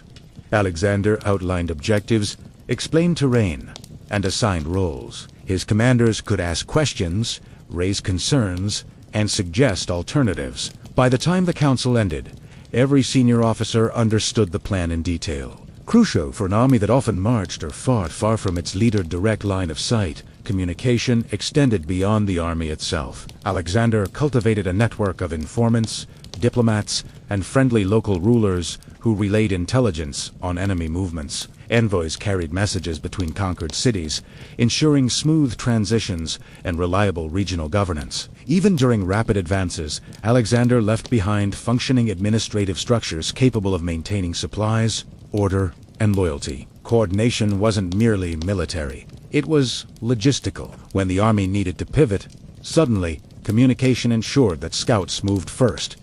Supply trains routed, engineers adjusted their tasks, and baggage animals shifted formation. Without this synchronization, the army would have splintered into chaos. What made Alexander's logistical genius astonishing wasn't just that he supplied his army, but that he kept every part of it moving together. Orders flowed like blood through arteries, never stopping, never slowing, ensuring that his war machine marched with unity, precision, and purpose. For nearly a decade, Alexander's logistical system held together under pressures that would have shattered any ordinary army. It fed men across scorching deserts, moved siege equipment over mountains, supplied war horses across barren plains, and coordinated thousands of moving parts with razor-sharp precision. But even the greatest logistical machinery has limits, and by the final years of the campaign, Alexander began to confront them.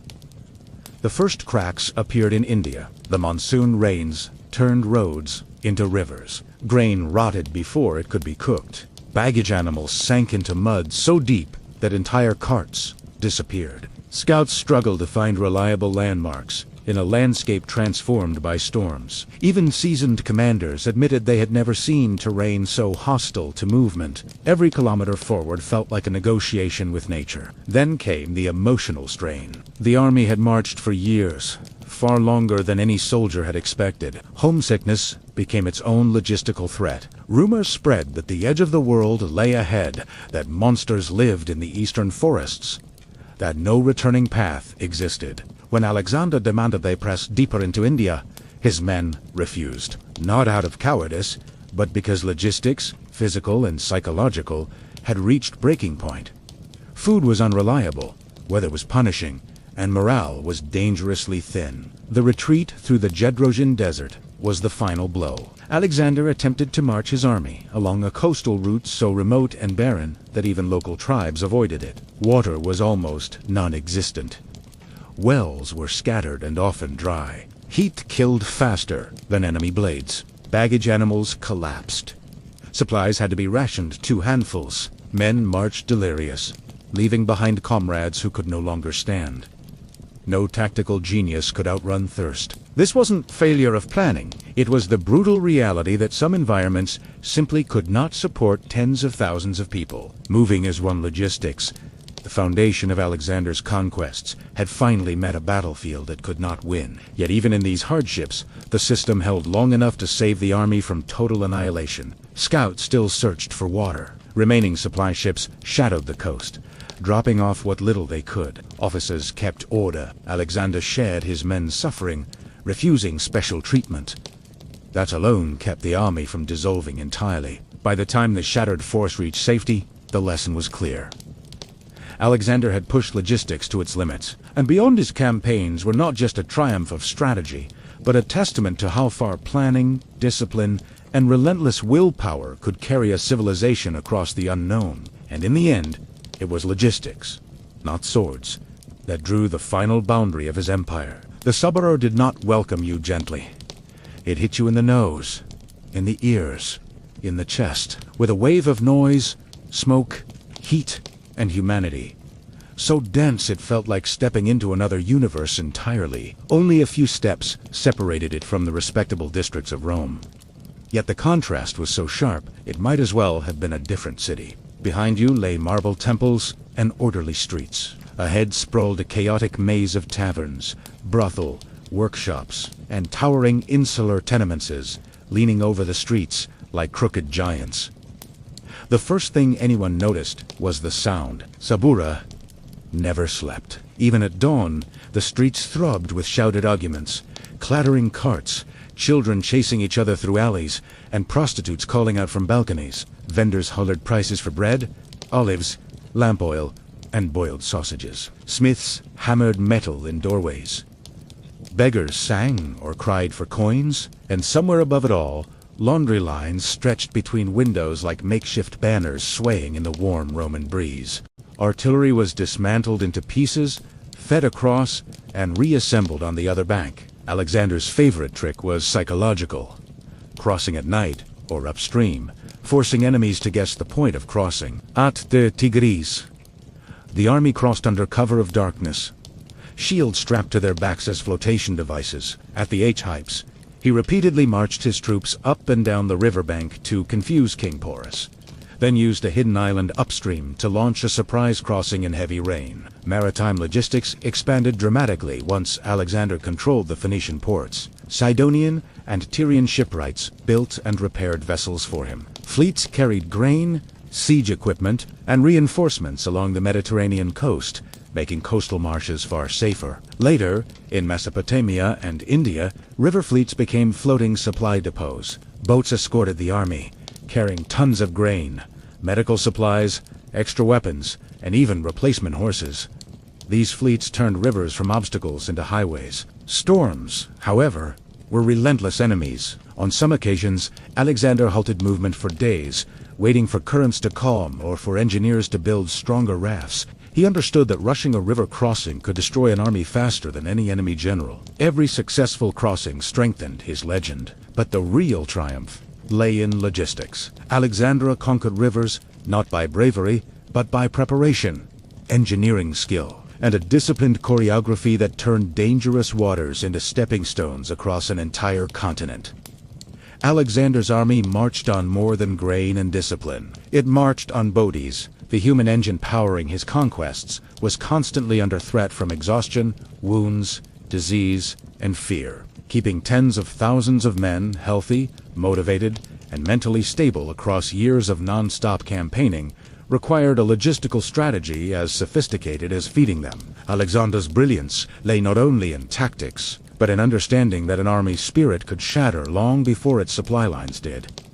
Medical logistics began with trained personnel. The army included physicians, herbalists, and surgeons who traveled with the baggage animals. Their tools, bronze scalpels, cautery irons, bandages, herbal mixtures, and splints were carefully packed and restocked whenever possible. On the march, medics treated blisters, infections, and fevers. During battles, they formed mobile stations where wounded men were carried by comrades or slaves. Alexander set a cultural tone. Medical care was honorable, not shameful, and a wounded soldier was never abandoned.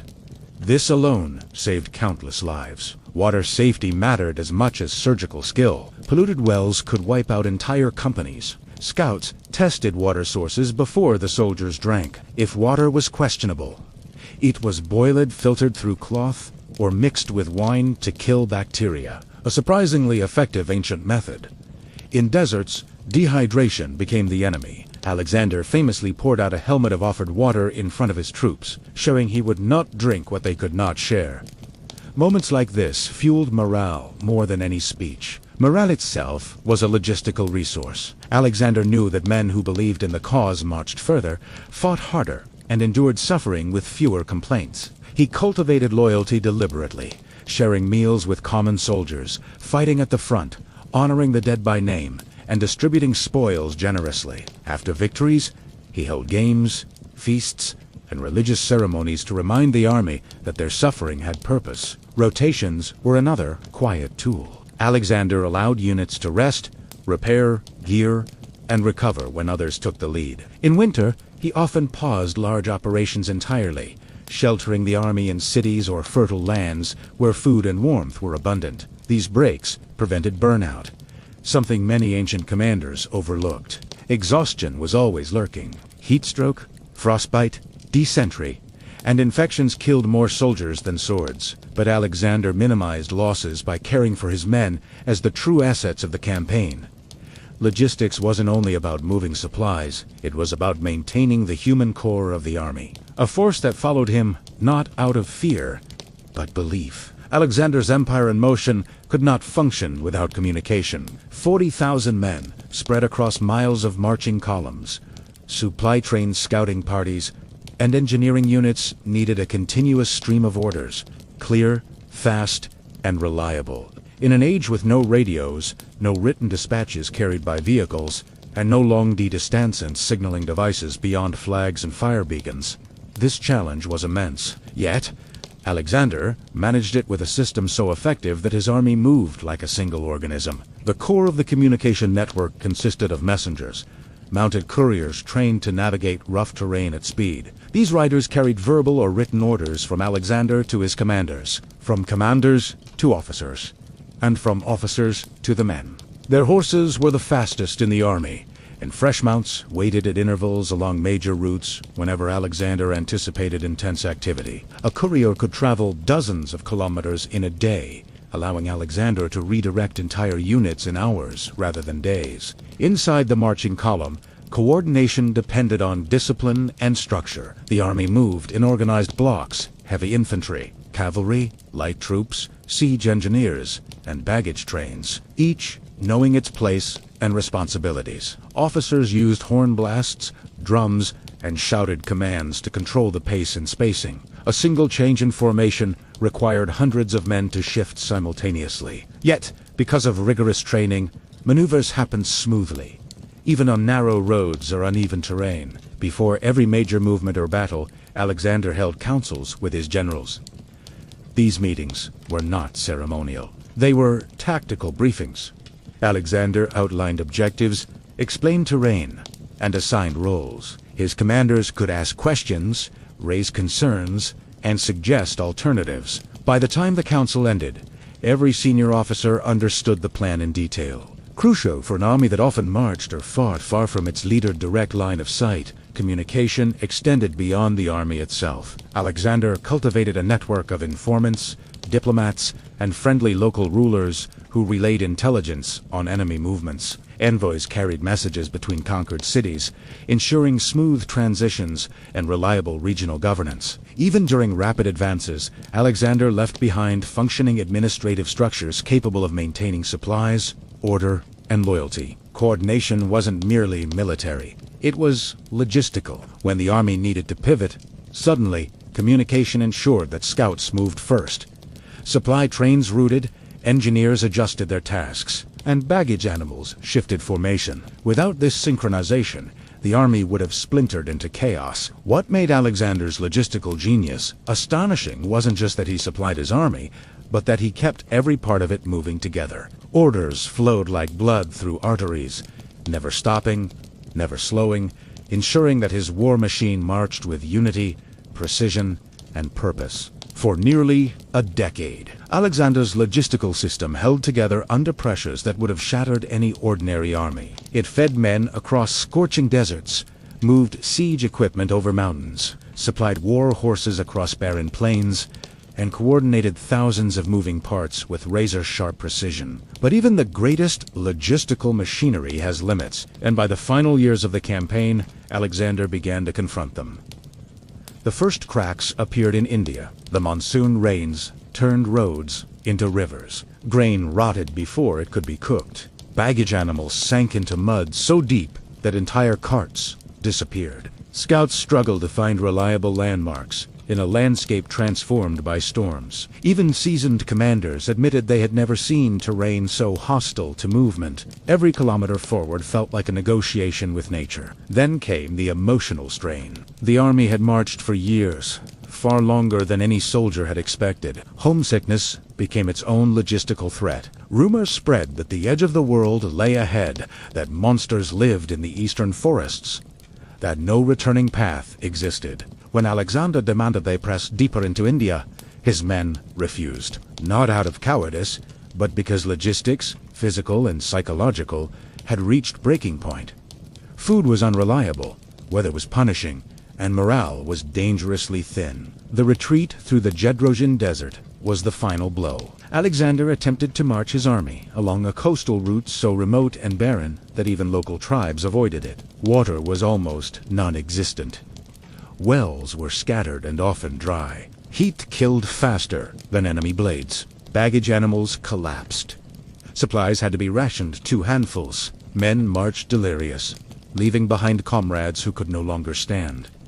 No tactical genius could outrun thirst. This wasn't failure of planning. It was the brutal reality that some environments simply could not support tens of thousands of people. Moving as one logistics, the foundation of Alexander's conquests, had finally met a battlefield it could not win. Yet even in these hardships, the system held long enough to save the army from total annihilation. Scouts still searched for water. Remaining supply ships shadowed the coast, dropping off what little they could. Officers kept order. Alexander shared his men's suffering, refusing special treatment.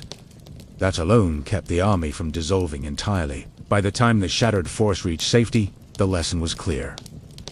Alexander had pushed logistics to its limits, and beyond his campaigns were not just a triumph of strategy, but a testament to how far planning, discipline, and relentless willpower could carry a civilization across the unknown. And in the end, it was logistics, not swords, that drew the final boundary of his empire. The Suburra did not welcome you gently. It hit you in the nose, in the ears, in the chest, with a wave of noise, smoke, heat, and humanity. So dense it felt like stepping into another universe entirely. Only a few steps separated it from the respectable districts of Rome. Yet the contrast was so sharp, it might as well have been a different city. Behind you lay marble temples and orderly streets. Ahead sprawled a chaotic maze of taverns, brothel, workshops, and towering insular tenements leaning over the streets like crooked giants. The first thing anyone noticed was the sound. Suburra never slept. Even at dawn, the streets throbbed with shouted arguments, clattering carts, children chasing each other through alleys, and prostitutes calling out from balconies. Vendors hollered prices for bread, olives, lamp oil, and boiled sausages. Smiths hammered metal in doorways. Beggars sang or cried for coins, and somewhere above it all, laundry lines stretched between windows like makeshift banners swaying in the warm Roman breeze. Smells layered on top of each other. Wood smoke, fish, stew, spilled wine, sweat from hundreds of laborers, wet clay from potters' workshops, and the unmistakable stench rising from gutters that doubled as sewers. It wasn't pleasant, but it was alive. Suburra was the beating heart of Rome's working class, a district where life was loud, fast, and constantly on the edge of disorder. The buildings rose high, often 5 or 6 stories, built cheaply by landlords who cared more about rent than safety. Fires were common. Collapses even more so. Families squeezed into tiny rooms, lit by a single oil lamp. Freedmen, immigrants, craftsmen, gladiators, prostitutes, and criminals all lived wall to wall, layered above shops and taverns that never closed. You could buy anything in food, sex, stolen goods, gossip, forged documents, protection, or trouble you hadn't meant to find. Then there were the streets themselves. Narrow, twisting, half-hidden by shadows. They felt like they were watching you. Stray dogs darted between legs. Thieves moved like ghosts. Drunks slept in doorways, while debt collectors stalked the alleys like predatory cats. Every corner whispered a rumor or held a secret. To the elite, Suburra was Rome's shame. To the poor, it was home. To travelers, it was overwhelming. But to Rome itself, it was essential. A place where the empire's laborers lived, where its gossip was born, and where its pulse beat loud. Entering Suburra meant entering Rome's raw truth. If the Suburra had temples, they weren't built of marble. They were built of cheap wood, cracked clay, and smoke-blackened beams. These temples were taverns, the true gathering places of the district. Drinking houses stood on every corner, squeezed between workshops and brothel, glowing with lamplight, day and night. They were always full, always loud, always trouble waiting to happen. Inside, The air was thick enough to taste. Smoke from oil lamps mixed with steam rising from boiling pots of stew and the sour of old wine soaked into wooden walls. Patrons sat shoulder to shoulder on benches, shouting over one another, slamming clay cups, laughing, arguing, flirting, or plotting. A tavern in the Sabura wasn't just a place to drink. It was a marketplace of stories, rumors, insults, and opportunities. Cheap wine flowed constantly, watered down but served in endless clay cups. Stronger stuff imported from the provinces unofficially was available if you knew who to pay, bread dipped in garlic oil. Bowls of lentils, sausages sizzling on iron pans, and fried fish from the Tiber were the standard fare. Food wasn't meant to impress. It was meant to keep laborers standing for another day of hard work. The tavern owners knew their clientele well. Posts were driven into the bar to chain drunk troublemakers. Bodyguards lounged near the entrance, ready to throw out thieves pretending to be customers. Prostitutes drifted from table to table, offering a smile, a conversation, or far more if the price was right. Gamblers tossed knucklebones in the corners, gathering small crowds as arguments flared over every dice roll. Above all, the tavern was Rome's gossip furnace. News traveled faster here than in the Senate. If a politician had embarrassed himself, Subura knew. If a gladiator had refused to fight, Subura whispered about it. If a wealthy merchant's daughter had run off, Subura had the details within hours. Drunken speech loosened secrets, and the tavern keepers remembered everything. Fights broke out often, sometimes from insults, sometimes from pickpockets caught in the act. Sometimes simply because someone had one cup too many, but violence was almost routine here. The crowd parted, the fists flew, and then, as quickly as it started, it stopped. Someone bought wine to restore peace, and life flowed on. In Sabura, taverns weren't distractions. They were the soundtrack of the district. Noisy, smoky, crowded places where Rome's working class laughed, bled, schemed, and survived. When the sun dipped behind Rome's hills, the Sabura didn't quiet down.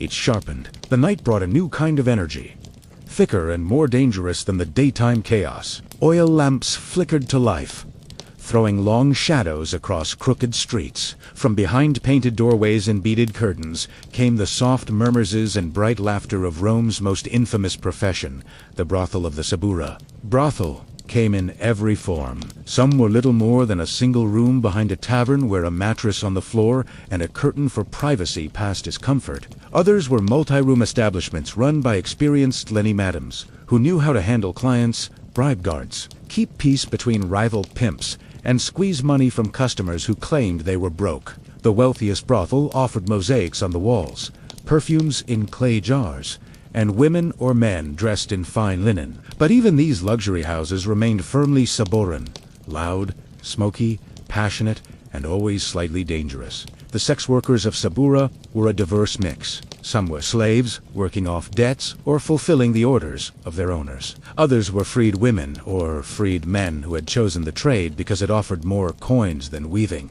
hauling, or street selling. A few were runaways, fugitives, or people whose families had abandoned them to survive as they could. They came from Greece, Syria, Egypt, Gaul, and every corner of the empire. Subura was a melting pot of languages, accents, desires, and desperation. Their windows had little painted signs, sandals for women, phalluses for men, masks for variety shows, and lamp symbols indicating rooms available. Patrons lined up in the corridors, coins in and bargaining loudly. Inside, the mood was unpredictable, sometimes playful, sometimes melancholy, sometimes brutal. The madams enforced rules to keep fights from erupting, but in a district like Sabura, trouble never stayed quiet for long. And yet, brothels were not only places of lust. They were centers of information. Soldiers bragged about upcoming deployments. Merchants whispered about shady deals. Politicians, henchmen sought discretion, and sometimes offered bribes or secrets. A single evening could expose a rumor worth a fortune. Prostitutes listened and remembered their knowledge made them valuable, protected, and occasionally feared. Walking past the brothel meant passing throbbing music, muffled arguments, sudden laughter, and shadows that moved faster than the lamplight. Sabura's night economy wasn't hidden. It was the district's lifeblood pulsing openly through the streets. Here, vice wasn't shameful. It was business. It was survival. It was Sabura. If daylight showed Subura's noise and poverty, nighttime revealed its teeth. Crime wasn't a lurking force here. It walked openly, breathed the same smoke-filled air, and moved through every alley with practiced ease. Subura was notorious across Rome for its thieves, gangs, and shadow networks, so deeply rooted that even the city guard entered reluctantly, and only in groups. The thieves came first. Pickpockets slipped through crowds like fish, darting through reeds. Children often learned the craft before they learned letters. They tugged at belts, slipped hands into coin purses, or sliced open bags with tiny knives. The smarter ones didn't steal boldly. They created distractions, a staged argument, a sudden fall, a spilled basket of fruit. While all eyes turned, a purse vanished. Losing money in Sabura wasn't a rare misfortune. It was expected. Then there were the burglars. At night, they moved across rooftops, creeping through open windows or cutting through weak shutters. Insil were perfect targets. Dozens of residents crammed into flimsy apartments with almost no ability to secure their belongings. Burglars didn't always work alone. Many belonged to one of Sabura's gangs, loose collectives bound not by loyalty, but by profit.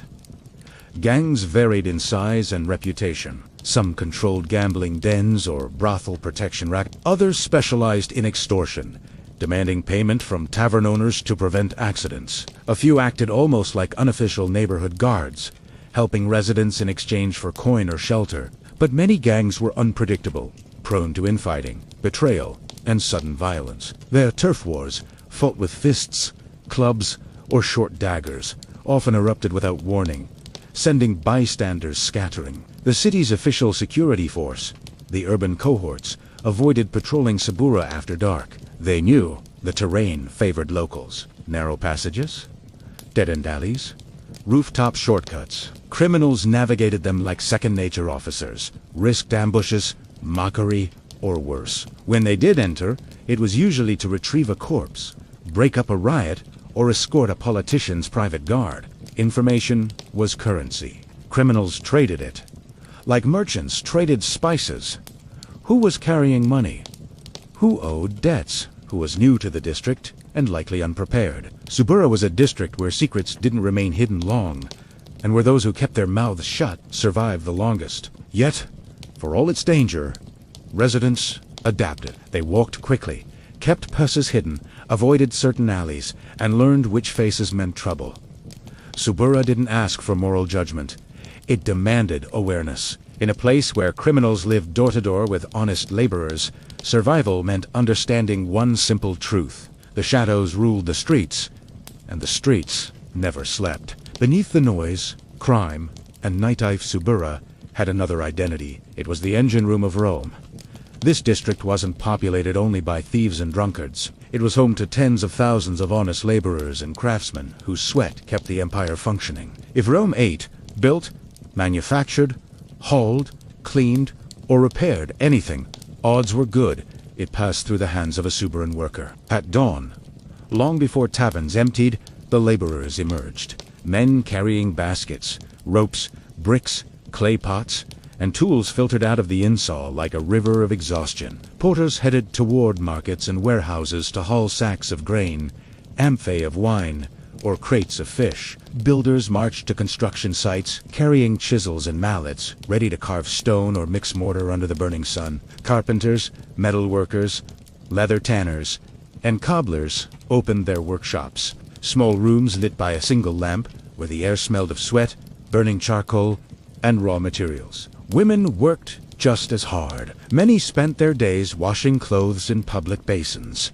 grinding grain, weaving wool, or selling vegetables on street corners. Some cooked simple meals to sell: bowls of porridge, bread with cheese, figs, boiled chickpeas, or salted fish. Children helped, carrying water, tending fires, or shouting prices to attract customers. In Sabura, work began early and ended late because survival didn't allow leisure. Craftsmen were the backbone of the district. The clang of blacksmiths shaping iron tools echoed down alleys. Potters kneaded clay at their doorsteps, shaping cups and storage jars that would be sold across the city. Shoemakers stitched sandals for soldiers, slaves, and merchants alike. Every trade existed here, from barbers shaving faces in the street to scribes writing legal contracts for those who could afford literacy. Despite the chaos around them, laborers supported each other.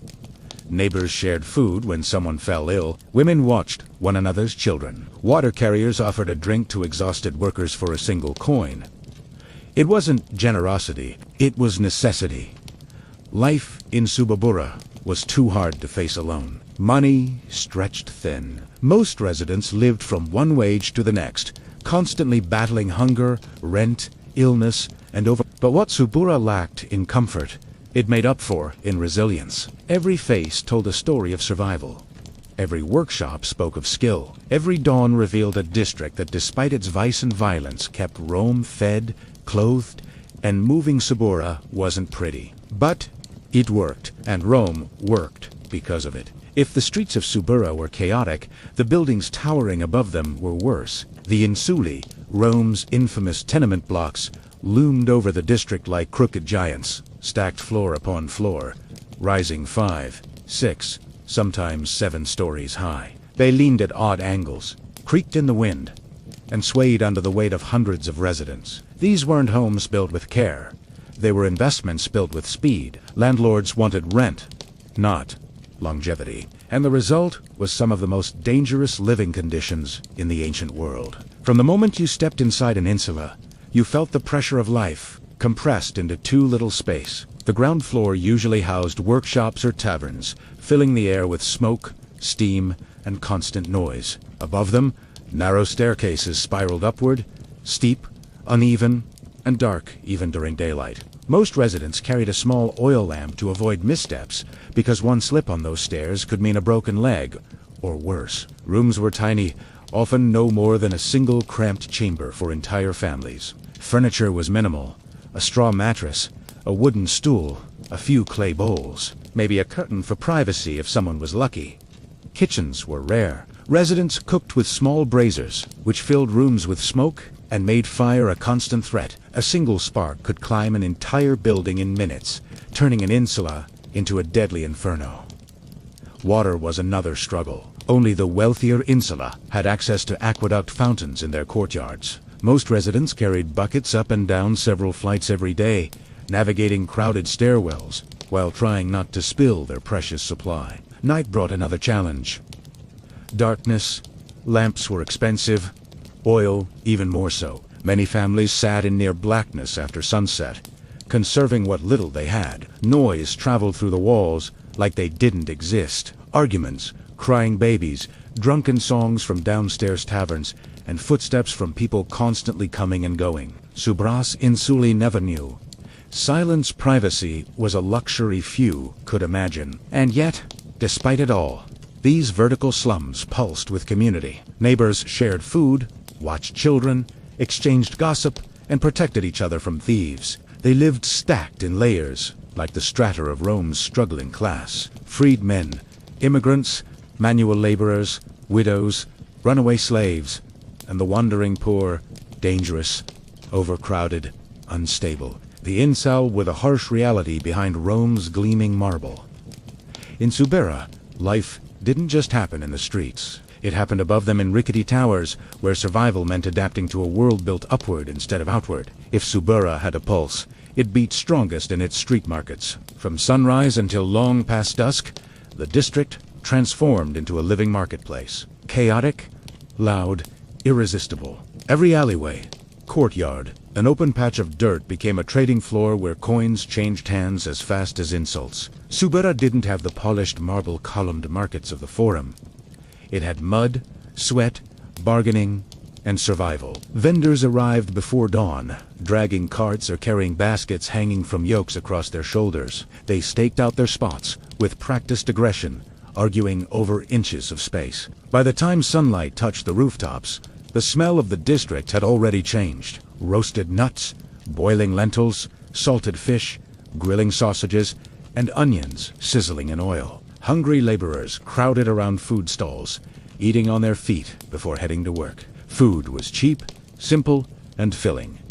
Bakers sold flatbreads warm from clay ovens. Fishmongers displayed their morning catch on wooden planks, drenched with water, attracting cats and desperate children alike. Greengrocers shouted prices for olives, leeks, chickpeas, and figs. Women sold porridge ladled into clay bowls for a single coin. A few lucky vendors offered luxuries, honey cakes, dates from Syria, or spiced wine. But these were rare treats for special days beyond food. Sabura's streets were crammed with traders selling almost anything a Roman might need. Leather workers laid out sandals and belts. Tinkers displayed bronze pans, pots, and repair tools. Barbers set up stools right on the street, shaving customers while gossip flowed around them. Fortune tellers read poems beside herbalists, selling remedies for headaches, fevers, or broken hearts. Performers, jugglers, flute players, snake handlers drew crowds that blocked entire walkways. Noise was constant. Vendors shouted in Latin, Greek, Syriac, and Egyptian dialects. Buyers argued fiercely to knock a coin off the price. Children darted between legs. Dogs barked. Chickens escaped cages. Somewhere in the frenzy, a thief always made his move. Markets were easy hunting grounds for skilled fingers. But Sabura street markets were more than commerce. They were the district's social arena. Women traded news as they bought vegetables. Men debated gladiator results over cups of spiced wine. Passing soldiers flirted with stockkeepers. Gossip flowed as freely as smoke from cooking fires. If something happened in Rome, a scandal, a death, a political uproar, the Subura markets knew first, and they spread the news faster than any herald. In these crowded streets, survival was an art. Selling, buying, bargaining, all required instinct and resilience. The market wasn't just where Saburans fed their families. It was where they lived their lives. Minute by minute. Noisy, smoky, unforgettable minute. No district in Rome lived closer to disaster than Subura. It was a place where danger didn't need an invader or a rebellion. It could spark from a kitchen fire, a drunken argument, or a simple misunderstanding in a crowded alley. And when disaster struck here, it struck hard. Subura was famous across the empire for three things: fires, riots, and a deep mutual distrust between its people and the officials meant to control them. Fires were the oldest enemy. Insuli built from cheap timber and dry plaster turned into tinder boxers during the hot months. A single overturned oil lamp or cooking brazier could ignite an entire building. Flames climbed the wooden stairways like ladders, spreading from apartment to apartment in minutes. Smoke filled the narrow streets long before residents realized they were trapped. Neighbors burst into each other's rooms, grabbing children, hauling elderly tenants down, collapsing staircases. Fire didn't discriminate. It devoured everything. Sabura had no organized firefighting force. Buckets, wet cloths, and desperate shouts were the only weapons. Sometimes the urban cohorts arrived with axes to tear down burning walls. But more often the fire had already taken half the block. People rebuilt again and again because they had no other place to go. Riots were just as common. Crowded living, poverty, hunger, crime, and constant stress made Subura a boiling pot. If a landlord raised rent, a fight broke out. If a corrupt official demanded bribes, crowds gathered with stones. If two gangs argued over territory, the entire street turned into a battleground. Wine-filled tavern brawls spilled into alleys. In festival seasons, excitement turned chaotic. Torches, drums, and drunken shouts often pushed crowds past the point of control. The city authorities feared Subura. Urban cohorts patrolled rarely and always in groups. Politicians ordered their guards to avoid certain streets altogether. Entering Subura unprotected was seen as foolish, even for hardened soldiers. The residents didn't trust the authorities either. They saw them as outsiders, tax collectors, enforcers of rules that didn't consider daily struggle. Subura handled its own justice. Thieves were beaten by neighbors. Troublemakers were chased out. Gangs negotiated truces without involving law enforcement. And yet, in moments of disaster, unity appeared instantly. When a wall collapsed, Dozens helped dig survivors out. When riot turned truly deadly, neighbors shielded children and strangers alike. Subura was volatile, unpredictable, and dangerous. But it was also fiercely protective of its own. Here, survival wasn't a hobby. It was a community instinct forged in fire, fear, and resilience. For all its crime, danger, and endless noise, Subura had something the polished districts of Rome lacked: a soul. It wasn't a district built on marble pride or aristocratic ceremony. It was built on human energy, raw, unfiltered, relentless. Subura was where Rome's heart beat at street level, where the empire's poorest and boldest carved out a life. In the cracks of the city, culture thrived here, not in libraries or lecture halls, but in daily life. Storytelling happened in taverns over cheap wine, where old men recounted gladiator fights, love affairs gone wrong, and rumors of imperial scandals whispered by drunken soldiers. Music drifted from upper floors, flutes, drums, or improvised instruments beaten on clay pots. Children danced barefoot in alleys, chasing each other through shadows illuminated by oil lamps. Languages mixed constantly. Latin blended with Greek, Aramaic, Punic, Egyptian dialects, and the rough accents of Gaul and Thrace. In a single marketplace, you cooled air 10 different regions of the empire represented in a single argument. Subura wasn't diverse because Rome wanted it that way. It was diverse because Rome absorbed the world, and the world flowed downhill into its cheapest district. Religion was equally vibrant. Street shrines stood beside doorways. Tiny statues of Lars, household gods, watched over families struggling to get by. Women lit incense and cracked clay bowls. Men left coins or bread scraps at makeshift altars. Foreign cults had footholds, too. Syrian, Egyptian, Jewish, Mithraic, Subura accepted any god who accepted its people.